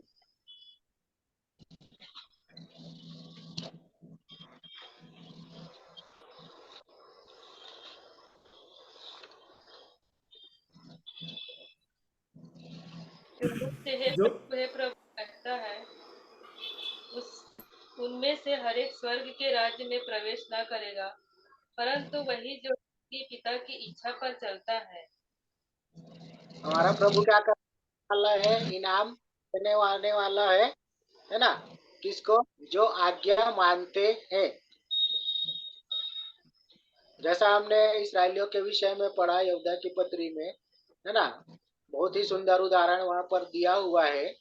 तो उसी तरह से अगर हम आज्ञा नहीं मानेंगे, परमेश्वर की इच्छा के अनुसार नहीं चलेंगे, है ना, तो प्रभु यीशु मसीह क्या करने वाले? हमको दंड देने वाले हैं।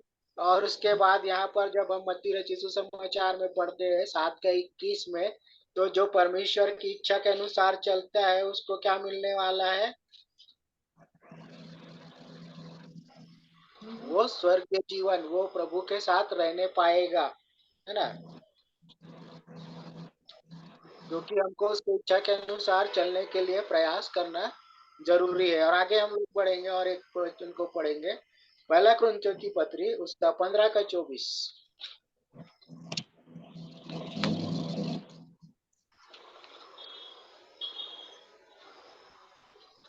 इसके बाद अंत होगा, उस समय वह सारी प्रधानता और सारा अधिकार और सामर्थ का अंत करके राज्य को परमेश्वर पिता के हाथ में सौंप देगा। तो यहाँ पर जब प्रभु यीशु मसीह का काम पूरा हो जाएगा, जब वो आएंगे और अपने काम को पूरा कर लेंगे, तो क्या करने के लिए बोल रहे हैं? वो सब कुछ पिता के हाथ में वापस वो सौंप देने वाले हैं।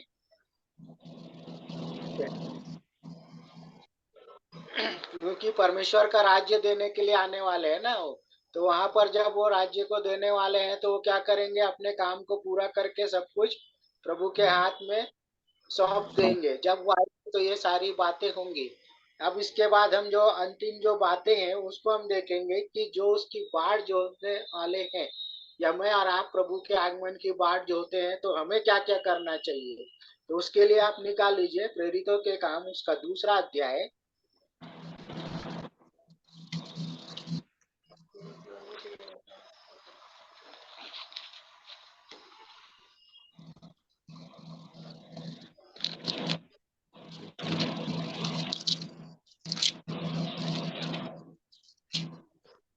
और जब हम इस दूसरे अध्याय को जब पढ़ते हैं शुरुआत से, तो पेंतीकुस्त का दिन आया लिखा है वचन में। पवित्र आत्मा का उतरने का जो है वो हेडिंग वहां पर दिया हुआ है।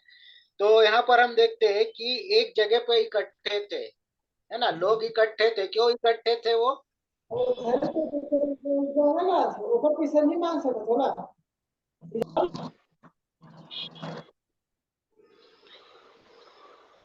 यहाँ पर जब हम दूसरे उसको पढ़ते हैं परमेश्वर के वचन में, प्रेरितों का हम 2 अध्याय में, वो जो समय था वो कौन सा समय था? पेंतीकुस्त का दिन आया, का वो समय था जब ये लोग वहां पर इकट्ठे हुए थे। तो क्यों इकट्ठे हुए थे वो?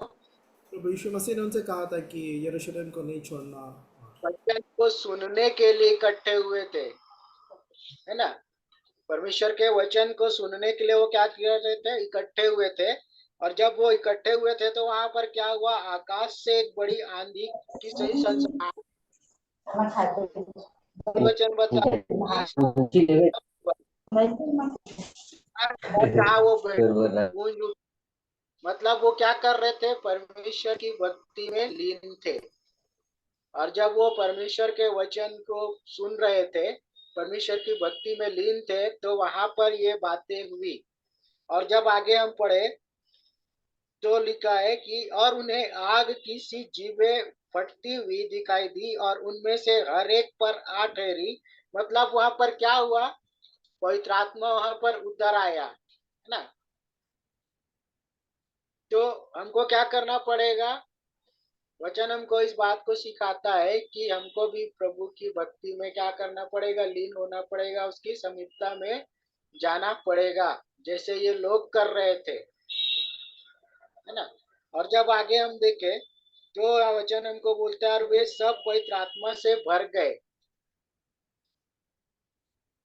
और क्या हुआ उसके बाद? जब वे पवित्र आत्मा से भर गए तो आगे बोलता है कि बोलने की सामर्थ्य में अन्य अन्य भाषा बोलने लगे। और यहाँ पर जब हम आगे देखें ना, तो लोग जब सुन रहे थे तो उनको क्या लग रहा था? मेरी भाषा बोल रहा है। ठीक है। अब यहाँ पर जब मैं इसको पूरा वो नहीं करूंगा क्योंकि बहुत लंबा है, परंतु हम थोड़ा थोड़ा बीच बीच के वचनों को देखेंगे। आप लोग पढ़ करके समझ सकते हैं इसको, आप पढ़ लीजिएगा अच्छे से। तो यहाँ पर हम जब आगे देखते हैं तो क्या हुआ? 6वें वचन में लिखा है, जब वह शब्द हुआ तो भीड़ लग गई। जब पवित्र आत्मा वहां पर उतरा, अन्य भाषा जब बोलने लगे, परमेश्वर का आत्मा वहां पर काम कर रहा था, और वहां पर क्या हुआ? वहां पर एक बड़ी भीड़ हो गई। और क्या हुआ? हर एक को यही सुनाई देता था कि ये मेरी भाषा बोल रहा है। और उसके बाद क्या हुआ? वे चकित और अचंभित भी हुए। तो जब हम परमेश्वर के वचन को सीखते हैं तो उसके अनुसार हमको चलना पड़ेगा। क्यों चलना पड़ेगा? क्योंकि हमको न्याय सिंहासन के सामने खड़ा होना है। अगर हम जब हमारी तैयारी इसी तरह से होनी जरूरी है। और आगे हम लोग जब देखें तो यहाँ पर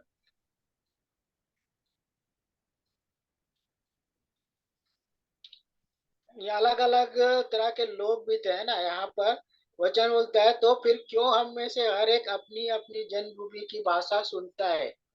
मतलब वहां पर कई तरह के लोग थे। और वो 9वें वचन में आप देखें तो लिखा है, पहला जो है वर्ड है वो पार्थी, उसके बाद लिखा है मेदी, एलामी लोग, और मेसोपोटामिया, और यहूदिया, और कपुदिया, दुकिया, और पुंतुस, और आसिया। मतलब जिन जिन जगह के लोग थे ना वहां पर उस मीटिंग के जगह पर आए, उनके उन भाषाओं को जिन्होंने सुना, है ना, वहां पर अलग अलग जगह के लोग थे। उनको क्या लगता था?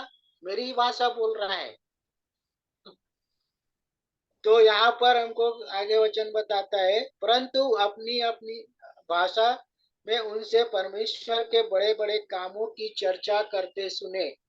अगर आप परमेश्वर के वचन को पढ़े ना प्रियो, तो यहाँ पर आप देखें कि परमेश्वर ने कितने सारे ऐसे काम किए हैं जिसके बारे में हम सोच भी नहीं सकते ना। कितने सारे अद्भुत काम हैं। अगर आप शुरुआत से देखें, आदम से लेकर के देखें, आदम ने जब गलतियां करी तो परमेश्वर ने उसको नाश नहीं किया, एक मौका दिया। दिया कि नहीं दिया? मौका दिया ना उनको भी। आदम ने जब गलती करी, आदम और हवा ने, तो उनको भी एक मौका दिया। सिर्फ क्या किया था? अदन की वाटिका से निकाल दिया, लेकिन आगे का सब कुछ उनको करके दिया। दिया कि नहीं दिया? हाँ या ना? दिया दिया दिया ना। उनके लिए सब दिया। कुछ दिया, उनको क्या करना पड़ेगा वो भी बताया। तो इसी तरह से परमेश्वर का जो काम है ना बहुत ही अद्भुत है। वो आश्चर्य कर्म करने वाले परमेश्वर है। तो जब हम ऐसे जीवित परमेश्वर की उपासना हम करते हैं तो हमको क्या करना पड़ेगा? उसके पीछे चलना पड़ेगा। सिर्फ सुनने से काम नहीं चलेगा, और जब हम सुनते हैं तो करना भी पड़ेगा। और जब हम आगे हम लोग जब देखें तो यहाँ पर लिखा है, और वे सब चकित हुए और घबरा कर एक दूसरे से कहने लगे, या क्या हुआ चाहता है? परंतु औरों ने ठट्ठा करके कहा, वे तो नई मदिरा के नशे में है। ये बातें लोगों को समझ में नहीं आई। परमेश्वर का काम है ना। वो जब अन्य भाषा बोल रहे थे तो कई लोगों ने बोले, क्या बोले? ये तो मदिरा पी के नशे में है। और जब हम देखें तो यहाँ पर पतरस का जो भाषण है, पतरस जब संदेश दे रहा था तो उन्होंने भी बहुत सारी बातों को बताया। और यहाँ पर जब हम 17 वचन को देखते हैं तो लिखा है, परमेश्वर कहता है कि अंत के दिनों में ऐसा होगा कि मैं अपना आत्मा सब मनुष्यों पर उंडेलूंगा, और तुम्हारे बेटे और तुम्हारी बेटियां भविष्यवाणी करेगी, और तुम्हारे जवान दर्शन देखेंगे, और तुम्हारे पुरनिये स्वप्न देखेंगे। मतलब उस समय में क्या क्या होने वाला है, उन बातों को क्या हो गया वचन ने पहले से बता दिया है ना। तो इसलिए हमको क्या करना पड़ेगा, वचन को सुनना पड़ेगा, सीखना पड़ेगा, और उसके अनुसार चलना पड़ेगा। मैं बीच बीच से आपको बता रहा हूँ क्योंकि ये बहुत लंबा है, पूरा हम अगर देखें तो टाइम भी ज्यादा होगा। इसलिए हमको क्या करना पड़ेगा, हम फिर से एक बार, आप जब घर में हैं तो आप पढ़ सकते हैं इसको, और पढ़ के आप अच्छी तरह से समझ जाएंगे कि परमेश्वर ने कैसे काम किया, प्रभु यीशु मसीह ने। और हम परमेश्वर के वचन में आगे जब बढ़े तो और क्या करने के लिए वचन हमको बताता है। फिलिपियों की पत्री उसका 2 अध्याय,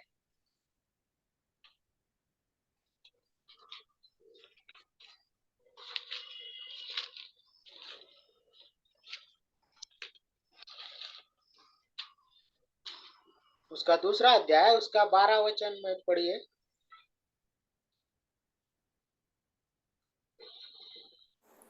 सो हे मेरे प्यारो, जिस प्रकार तुम सदा से आज्ञा मानते आए हो, वैसे ही अब भी न केवल मेरे साथ रहते हुए, पर विशेष करके अब मेरे दूर रहने पर भी डरते और कांपते हुए अपने अपने उद्धार का कार्य पूरा करते जाओ। तो यहाँ पर क्या करने के लिए बोल रहा है, हमको डरते और कांपते हुए। अगर हमको क्या करना है, अपना उद्धार चाहिए, तो हमको डरते और कांपते हुए क्या करना पड़ेगा, अपने कार्य को पूरा करना पड़ेगा। ऐसा हमको वचन सिखाता है ना। प्रभु के पीछे चलना है, उसके अनुयायी हमको बनना है, तो हमको डरते और कांपते हुए भय के साथ चलने के लिए बोल रहा है, अगर हमको अपना उद्धार चाहिए तो, है ना। कितने चाहते हैं कि आपका उद्धार हो? सभी मोस्टली चाहते सभी, भैया, सभी सभी चाहते हैं, चाहते हैं। तो क्या करना पड़ेगा हमारे उद्धार के लिए? डरते और कांपते हुए। उद्धार के लिए डरते और कांपते हुए, क्योंकि हम किसके उस न्यायी हैं? जीवते परमेश्वर के न्याय, है ना। और वचन हमको बताता है कि परमेश्वर के, जीवते परमेश्वर के हाथ में पड़ना भयंकर बात है, इसलिए बड़ी सावधानी से चलना पड़ेगा। ठीक है, तो इसलिए हमको इन बातों को ध्यान में रखना जरूरी है। यहाँ पर एक लाइन कोड किया है, विशेष करके लिखा हुआ है, और मेरे दूर रहने पर, है ना। ये जो बातें हैं, जो है फिलिपियों की मंडली को जब पत्र लिखा गया तब इन बातों को कही गई है, और उनको ही नहीं, मेरे और आपके लिए भी ये वचन है। आगे हम लोग बढ़ेंगे। 2 तीमुथियुस उसका 4 अध्याय उसका 8 वचन।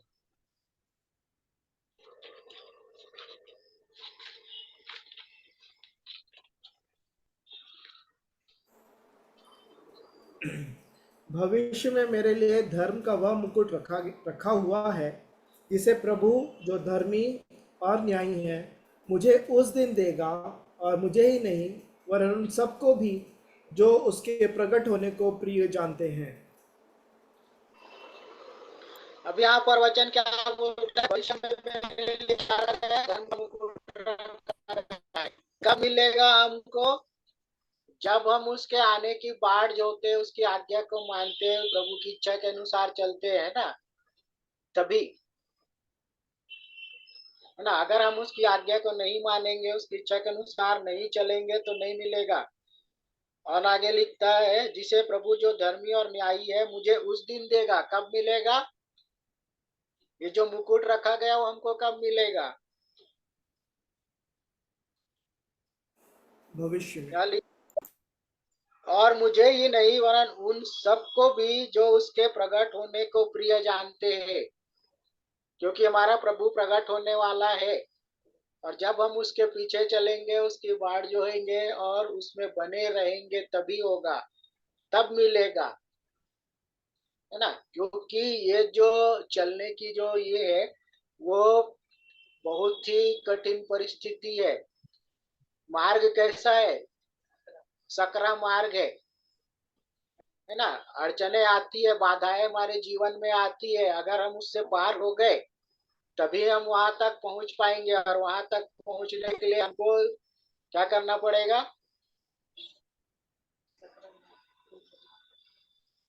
उन परिस्थितियों का सामना करना पड़ेगा, चाहे दुख आए चाहे मुसीबत आए, क्योंकि वचन हमें इस बातों को पहले से बता दिया गया। एक मसीही जीवन आसान जीवन नहीं है, है ना?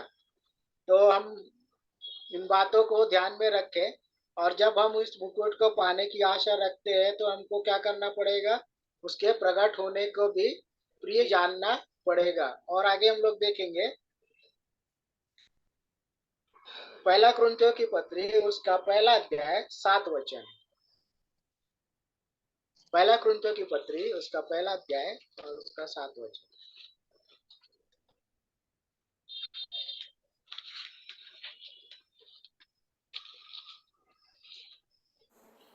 यहाँ तक कि किसी वरदान में तुम्हें घटी नहीं, और तुम हमारे प्रभु यीशु मसीह के प्रकट होने की बाट जोहते रहते हो। इसको 6 से अगर पढ़े तो लिखा है कि मसीह की गवाही तुम में पक्की निकली, है ना? तो हमारी जो गवाही है वो कैसे होनी चाहिए? पक्की निकलनी चाहिए। डावाडोल स्थिति नहीं होना चाहिए, उसमें हमें बने रहना और स्थिर रहेंगे तभी।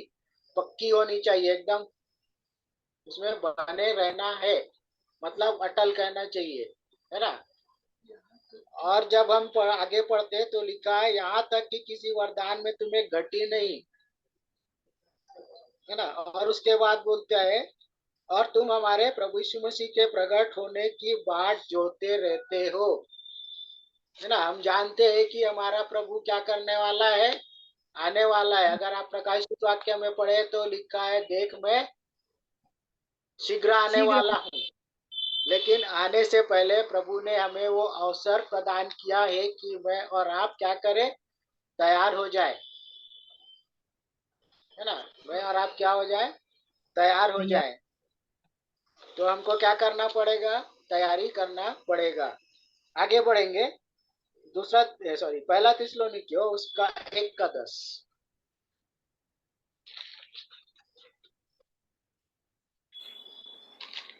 दसवां वचन, और उसके पुत्र के स्वर्ग पर से आने की बाट जोहते रहते हो, जिसे उसने मरे हुओं में से जिलाया, अर्थात यीशु की, जो हमें आने वाले प्रकोप से बचाता है। तो हम किसकी बाट जोह रहे हैं? यीशु की। प्रभु यीशु मसीह की हम बाट जोह रहे हैं, है ना? कौन आने वाला है? मेरा और आपका प्रभु यीशु मसीह आने वाला है, जिसकी मैं और आप क्या कर रहे हैं? बाट जोह रहे हैं, है ना? उसकी रास्ता हम देख रहे हैं। तो आगे वचन बोलता है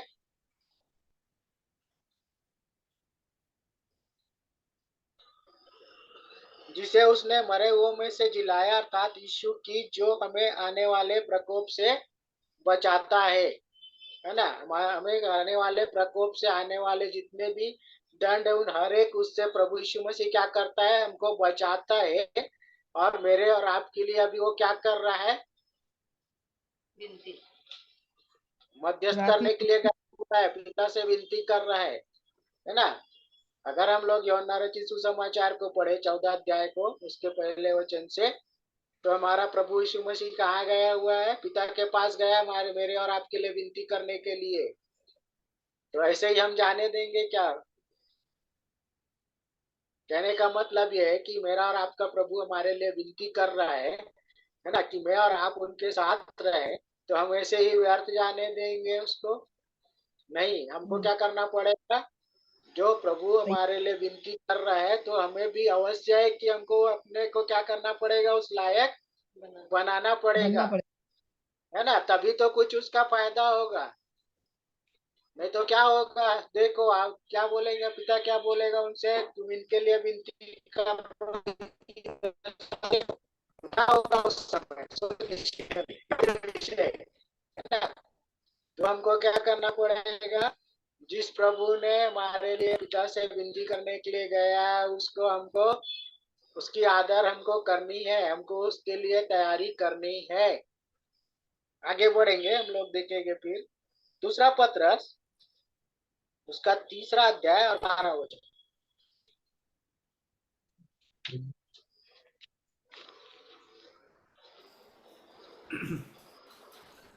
और परमेश्वर के उस दिन की बाट किस रीति से जोना चाहिए और उसके जल्द आने के लिए कैसा यत्न करना चाहिए, जिसके कारण आकाश आग से पिघल जाएंगे और आकाश के गण बहुत ही तप्त होकर गल जाएंगे।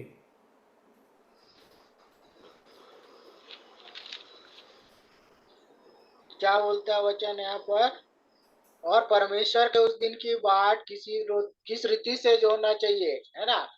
हमको कैसे उसकी बाट जोड़ना चाहिए, इस बात को वचन हमको बता रहा है कि और उसके जल आने के लिए कैसे यत्न करना चाहिए, है ना? कि कैसे हमको यत्न करना चाहिए, प्रयास करना चाहिए। इन बातों को ये वचन जो है यहाँ पर दूसरा पत्रस उसका जो 3रा अध्याय है उसका जो 12 वचन है वो इन बातों को हमें आज सिखा रहा है। और आगे हम देखें तो लिखा है, जिसके कारण आकाश आग से पिघल जाएंगे और आकाश के गण बहुत ही तप्त होकर गल जाएंगे, है ना? वो गल करके क्या हो जाएगा? गिर जाएगा। ये कब होगी बातें? जब हमारा प्रभु आएगा तब। तो यहाँ पर हम इन बातों को देखते हैं, इसलिए हमको क्या करना पड़ेगा? परमेश्वर की ओर ताकना पड़ेगा, उसकी बाट जोड़ना पड़ेगा। आगे बढ़ेंगे, याकूब की पत्री उसका 5:7।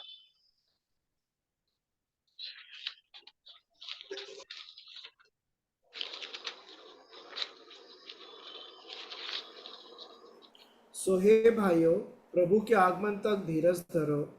देखो, गृहस्थ पृथ्वी के बहुमूल्य फल की आशा रखता हुआ प्रथम और अंतिम वर्षा होने तक धीरज धरता है। पहला लाइन इसमें इस वचन में क्या सिखाता है हमको? धीरज धरने के लिए, है ना? पहला लाइन हमको क्या सिखाता है? धीरज रखने के लिए, धीरज के रखने के लिए। आगमन हमको धीरज धरना है। तो कैसे धीरज धरना है उसका उदाहरण दिया हुआ है। किसान के विषय में बोला गया है कि गृहस्थ पृथ्वी के बहुमूल्य फल की आशा रखता हुआ प्रथम और अंतिम वर्ष होने तक धीरज धरता है।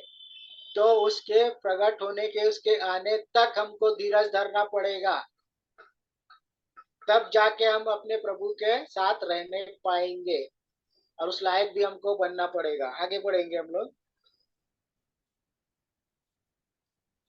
मत्ती रचित सुसमाचार उसका 10वां अध्याय उसका 22 वचन।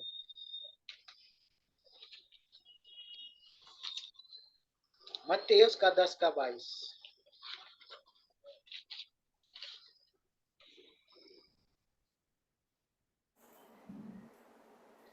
मेरे नाम के कारण तुम लोग मुझसे बैर मेरे नाम के कारण सब लोग तुमसे बैर करेंगे, पर जो अंत तक धीरज धरे रहेगा उसी का उद्धार होगा।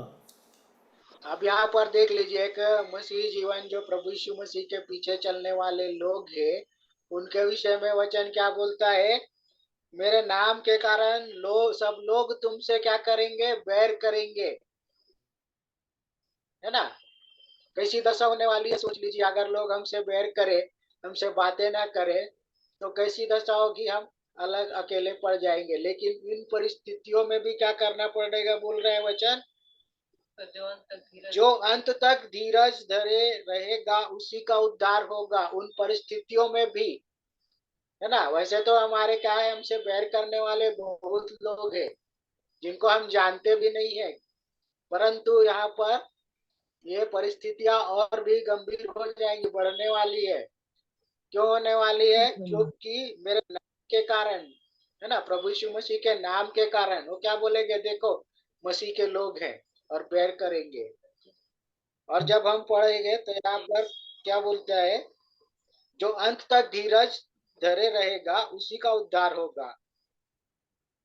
और जब यहाँ पर वैसी परिस्थिति आएगी ना प्रियो, जब सताए जाएंगे, तो वचन 23 हमको क्या बताता है पता है? यहाँ पर लिखा है, जब वे तुम्हें एक नगर में सताए तो दूसरे नगर में भाग जाना। क्या करने के लिए बोल रहा है वचन हमको? जब हम पर सतावा आए तो एक जगह से दूसरे जगह भाग जाना, रुकना नहीं। और फिर क्या होता है? मैं तुमसे सच कहता हूँ, तुम इस्राएल के सब नगरों में न फिर चुकोगे कि मनुष्य का पुत्र आ जाएगा,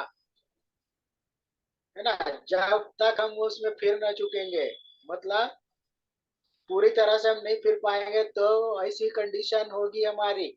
और उस समय परमेश्वर का, प्रभु यीशु यहाँ पर लिखा है, मनुष्य का पुत्र क्या हो जाएगा, आ जाएगा, है ना, मतलब प्रभु यीशु मसीह क्या होगा, आ जाएगा। और तो ये ऐसी कठिन परिस्थितियां आने वाली है, इन कठिन परिस्थितियों का हमको क्या करना पड़ेगा, सामना करना पड़ेगा। आगे हम लोग बढ़ेंगे। प्रकाशित वाक्य उसका 2 अध्याय और 10 वचन। प्रकाशित वाक्य 2 का 10।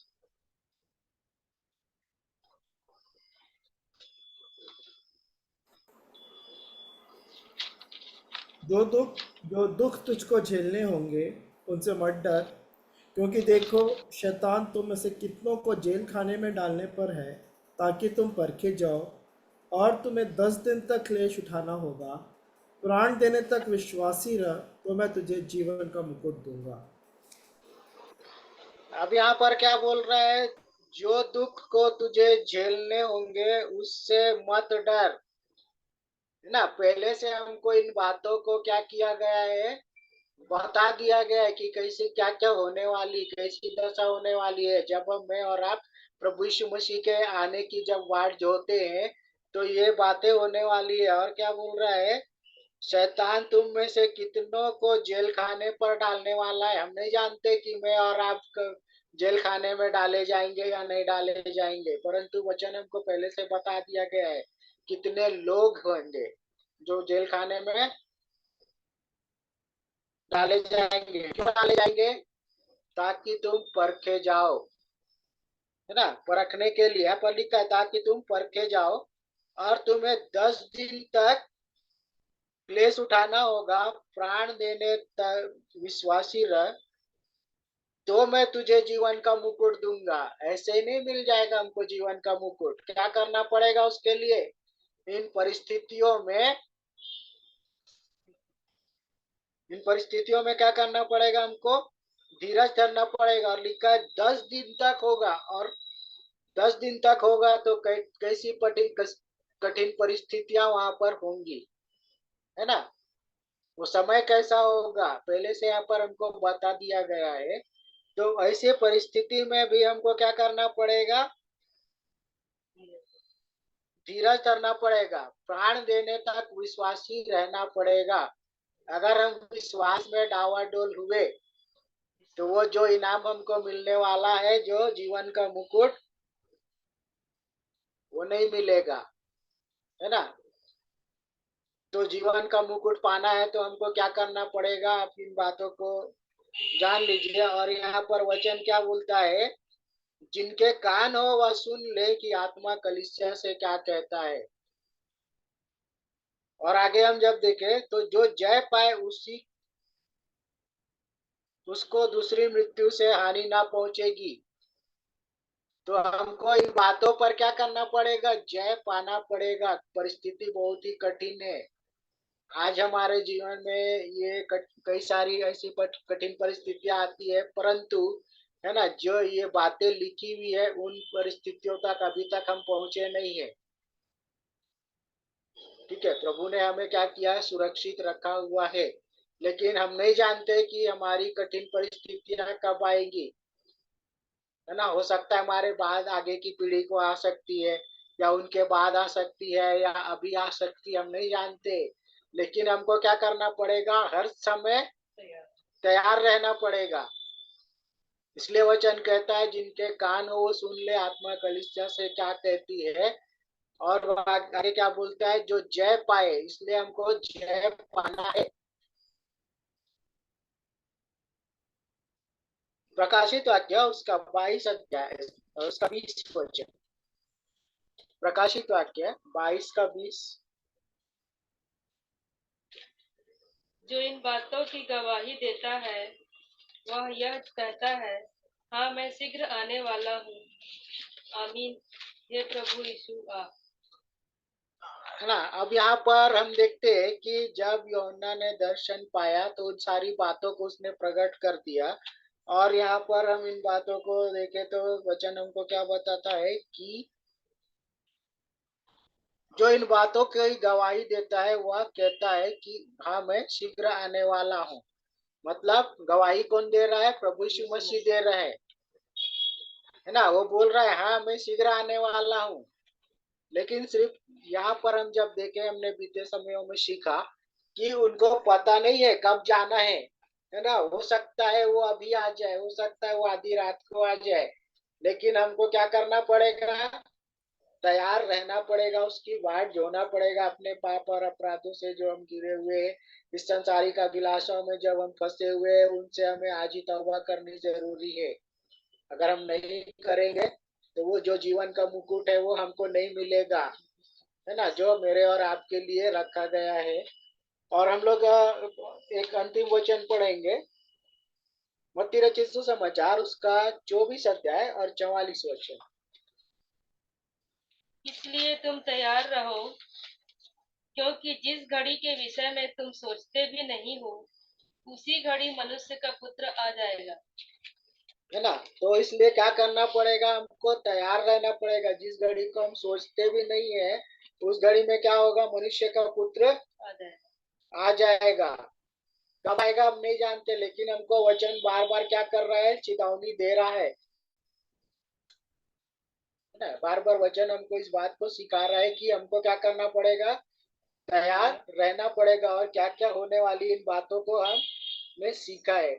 सो मैं एक बार फिर से परमेश्वर पिता को धन्यवाद देता हूँ आज के इन वचनों के लिए। और ये हमने जो दूसरा आगमन था उसके जो तीसरा बात था वो हमने आज सीखा है। प्रभु सहायता करे कि हम प्रभु के आने की बाट जोते रहे, और बड़े जीवन के साथ, चाहे परिस्थितियां कैसी भी हो, हम हर एक परिस्थितियों में तैयार रहने वाले हो सके और उन परिस्थितियों में हम जय पाने वाले हो सके। यही मेरे प्रभु से विनती है कि प्रभु हर एक परिस्थितियों में हमें संभाले जैसे उन्होंने अभी तक संभाला, और हम उन इसराइलियों की तरह हमारा जीवन ना हो जो विश्वास में क्या हुए, उनपे कमी आई जिसके कारण से वो नाश भी हुए।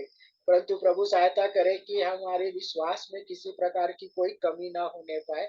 सो मैं एक बार फिर से परमेश्वर पिता को धन्यवाद देता हूँ आज के इन वचनों के लिए, जिससे प्रभु ने हमें सीखने का अवसर दिया, और कि हम उनके वचनों के अनुसार चले और उसमें बने रहें और उसके आने की हम तैयारी करते रहें। धन्यवाद। आप सबों को शालोम। शालोम। अमन बेटे के हाथ में देती हूँ, आप करिए आगे का। जी आंटी जी, थैंक यू। सो हम परमेश्वर पिता का धन्यवाद देते हैं इस विषय को कि प्रभु यीशु मसीह के दूसरे आगमन के बारे में हमने आज आशीष भाई के द्वारा इन वचनों को सुना है। प्रभु सहायता करे जो अमन भाई तैयारी आवाज का होनी चाहिए, थोड़ा।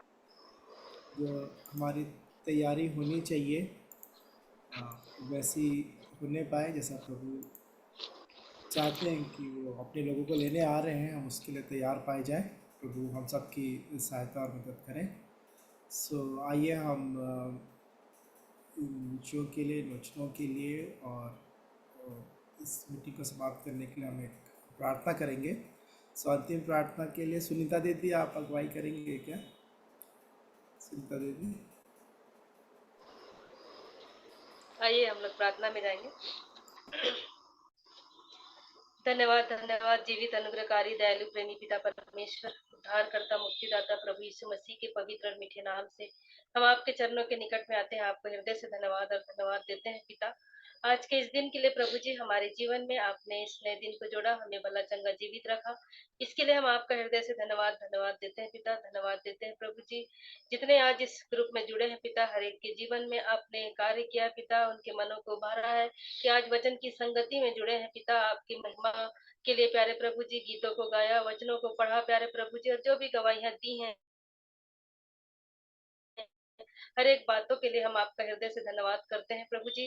जो भी वचन आज प्रभु जी आपने हमारे लिए वचन से आप भेजे हैं पिता, इसके लिए हम आपका हृदय से धन्यवाद करते हैं पिता कि सच में आपका जो दूसरा आगमन है पिता किस तरह से होने वाला है और कैसे हमको उसकी बाट जो होना है प्यारे प्रभु जी, इन बातों को आप बहुत ही अच्छी तरीके से पिता वचन के माध्यम से आपने हमें बताया है। इसके लिए हम आपका हृदय से धन्यवाद और धन्यवाद करते हैं प्यारे प्रभु जी कि सच में प्यारे पिता जिस घड़ी हम सोचे भी नहीं रहते हैं उस घड़ी में पिता आपका आगमन हो जाएगा प्रभु जी, ये आपने वचन से कहा है। इसलिए हमें हमेशा तैयार रहना है प्यारे प्रभु जी, हमारे सर के बाल से लेके पैर के नाखून तक प्यारे प्रभु जी, जिस किसी भी अंग से भी प्रभु जी यदि कोई भी गलती पाप अपराध यदि हमारे शरीरों से भी हो रहे हैं प्यारे पिता, तो दया करके आप हमें क्षमा करें प्यारे प्रभु जी। और हमें प्यारे प्रभु जी इस वचन के आईने में जब हमें हर बातों को आप हमें दिखाते हैं, हमारे चाल चलन को, हमारे चरित्र को, हमारा उठना बैठना कैसा है, क्या हम सोच रहे हैं, क्या हमारी कल्पनाएं हैं,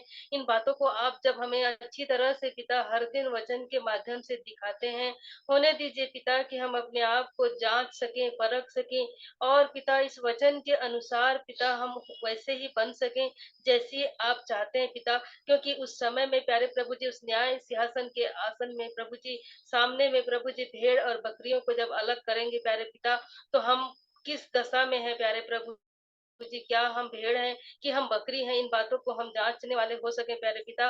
और उस समय में जब छटनी होगा तो हमारी क्या दशा है प्यारे पिता। इसलिए आज से ही प्रभु जी जब हम वचन को सीख रहे हैं, प्रतिदिन आप वचन को हमारे लिए अद्भुत तरीके से आप प्रभु जी इन वचनों को भेज रहे हैं, तो होने दीजिए प्यारे पिता कि हम इस तैयारी में रह सके कि हमारे हर एक काम प्यारे पिता आपका जो वचन है पिता हमारे जीवन से प्रभु यीशु मसीह का पूरा स्वभाव प्रभु जी हमारे जीवन से वो दिखने पाए प्यारे प्रभु जी, उनका हर एक चलना फिरना, उनकी बातें, उनकी सोच, उनकी कल्पनाएं, उनके हर बातें जो वचन में दिया है प्रभु यीशु मसीह का जीवन हमारे जीवन में होने पाए प्यारे प्रभु जी, तभी वो प्रगटीकरण होगा प्यारे पिता। इसलिए हम प्रार्थना करते हैं प्यारे पिता, आज जितनों ने भी वचन को सुना है प्यारे प्रभु जी कि आपके आगमन में प्रभु जी हर एक तैयारी में रह सके प्यारे पिता, कोई भी यहाँ पर छूटने ना पाए प्यारे प्रभु जी, हर एक पिता अपने अपने गलतियों को मानने वाले हो सके, दूसरे के अपराध को क्षमा करने वाले हो सके प्यारे पिता, क्योंकि यदि हम दूसरों के अपराधों को हम क्षमा करते हैं तो हमारे भी अपराध क्षमा होंगे प्यारे पिता। इसलिए होने दीजिए पिता कि अद्भुत रीति से आप जब इन वचनों को हम तक भेजते हैं, हमारा जीवन वैसा ही होने पाए जैसा आप चाहते हैं, हम आपकी आज्ञाओं के अनुसार चलने वाले हो सके। आपकी ये चितौनी भरे जो वचन हम तक आपने भेजे हैं पिता, कि सच में हम आपकी बाट जो होने वाले हो सके, और क्या हम उस बाट जो होने के लिए प्रभु जी हम वैसा यत्न कर रहे हैं कि नहीं कर रहे हैं, इस बात को हम जांचने वाले हो सके पिता। प्रतिदिन पिता हमें ऐसा मान दीजिए कि हम आपके वचन को पढ़ने वाले हो सके, वचन में आप हमें क्या बता रहे हैं उन बातों को समझ सके और उसी अनुसार हम चलने वाले हो सके पिता। हम धन्यवाद देते हैं आज के जितने भी लोग इस वचन को सुने हैं और जितने भी जुड़े हैं पिता, हर एक मनों में आपने कार्य किए, हम धन्यवाद देते हैं। जो नहीं भी जुड़ पाए हैं उनकी भी प्रार्थना करते हैं पिता, उन्हें भी आप संभालिए प्यारे प्रभु जी। और जब इस वचन को बाद में जब सुनते हैं पिता, हर एक के मनों में वो कार्य हो सके कि आप जब आएंगे तो कैसा होगा, किस किन किन दशाओं में प्रभु जी हम वहां पर जाएंगे, इन बातों को आपने बताया है। आपके राज्य में प्रवेश करने के लिए हमें क्या करना पड़ेगा, इन बातों को आज हमने सीखा है, इसके लिए हम धन्यवाद देते हैं, क्योंकि विश्वास के बिना हम आज आप तक नहीं पहुंच पाएंगे पिता। कल भी जब हम सीखे हैं पिता कि विश्वास एक ऐसा कैरेक्टर है जो एक मध्यस्थ है प्यारे प्रभु जी, उसके थ्रू ही हम आपके पास पहुंच सकते हैं पिता। और प्रभु यीशु मसीह जबकि हमारे लिए प्रतिदिन वो हमारे लिए विनती और प्रार्थना निवेदन हमारे लिए कर रहे हैं प्यारे प्रभु जी, तो उनकी विनती और निवेदन प्रार्थना के जरिए से ही हम लोग आज यहाँ जान पा रहे हैं और सीख रहे हैं, और वो वचन हम तक वो भेज रहे हैं। इसके लिए हम आपका हृदय कि हमें ये हर बार आप अवसर पे अवसर हमें दे रहे हैं प्यारे प्रभु जी, इसलिए इन अवसरों को हम गंवाने वाले नहीं, बल्कि अपने आप को जांचते परखते हुए उसके अनुसार हम चलने वाले हो सके पिता। इस रात के बेला में पिता हम प्रत्येक के देह प्राण आत्मा को आपके हाथों में हम सौंपते हैं, और जितने भी हमारे प्रियजन हमसे जो दूर रहते हैं, विभिन्न जगहों में रहते हैं, कार्य करते हैं, पढ़ते लिखते हैं, उन सबको भी हम आपके हाथों में सौंपते हैं पिता। हर प्रकार के दुख तकलीफों से, बीमारियों से प्रभु जी, जोखिम खतरों से आप उन्हें भी आप बचा करके रखें प्यारे प्रभु प्रभु जी, और ये वचन उनके भी कानों तक पहुंचने पाए पिता, ताकि ये वचन को सुनकर उन लोग भी पिता उस तैयारी में रह सके और आपकी बाट जो होने वाले हो सके, और हर बात में हम जय को प्राप्त करने वाले हो सके। प्यारे प्रभु जी, सारा आदर महिमा भक्ति जलाल हम आपको देते हैं, और इस रात की बेला में प्यारे प्रभु जी हम अपने आप को आपके सामर्थी हाथों में सौंपते हुए इस प्रार्थना को उद्धारकर्ता मसीह यीशु के नाम से मांग लेते हैं, आमीन। आमीन। प्रभु की प्रार्थना करेंगे। हे हमारे पिता मेरे पिता जो स्वर्ग में है, आपका नाम ईश्वर में आपका नाम पवित्र माना हम जाए, पवित्र माना जाए, आपकी आपकी राज्य आए, जैसी होती है वैसे इस पृथ्वी पर पूरी हो। हमारी दिन भर की रोटी आज हमें दीजिए, और जिस प्रकार हम जिस अपने प्रकार से हमने अपने अपराधियों को अपराधियों को क्षमा किया है, वैसे ही आप हमारे हमारे अपराधों को क्षमा कर, और और हमें हमें परीक्षा में ना ला, परंतु बुराई से बचा, क्योंकि क्योंकि राज, पराक्रम और महिमा सदा आपकी है। आमीन। थैंक यू ज्योति आंटी, आशीष भैया, सुनीता दीदी और सभी जनों का जो संगति में जुड़े। धन्यवाद भैया। सभा का भी हम परमेश्वर के पास प्रभु यीशु मसीह में धन्यवाद देते हैं। हम कल फिर धन्यवाद। प्रभु के दयानुग्रह में कल फिर जुड़ेंगे शाम 7 बजे से। आप सभी आमंत्रित हैं, दूसरों को भी आप आमंत्रित कर सकते हैं, ताकि हम सब आशीषित हों और प्रभु में और बढ़ते जाएं। प्रभु को हर एक बात में हमारे जीवन से महिमा मिलने पाए, ऐसे ही होने पाए। प्रभु दया करें। यदि और भी कुछ कहना चाहते हैं तो भी अवसर है।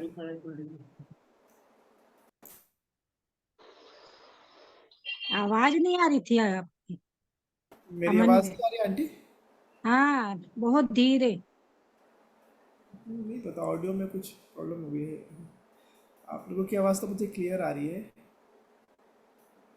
वॉल्यूम भी हाई है।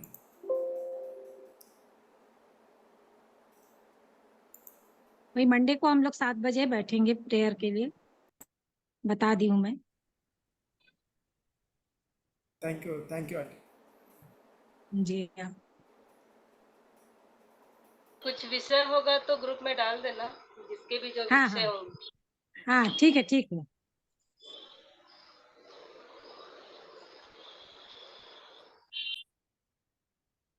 तो यदि और कोई कुछ नहीं कह रहे हैं तो हम फिर मीटिंग एंड करेंगे। गुड हाँ नाइट। अमन, वो जी आंटी जी। शेखर भैया मेन पार्ट के लिए प्रार्थना करने के लिए बोले हैं।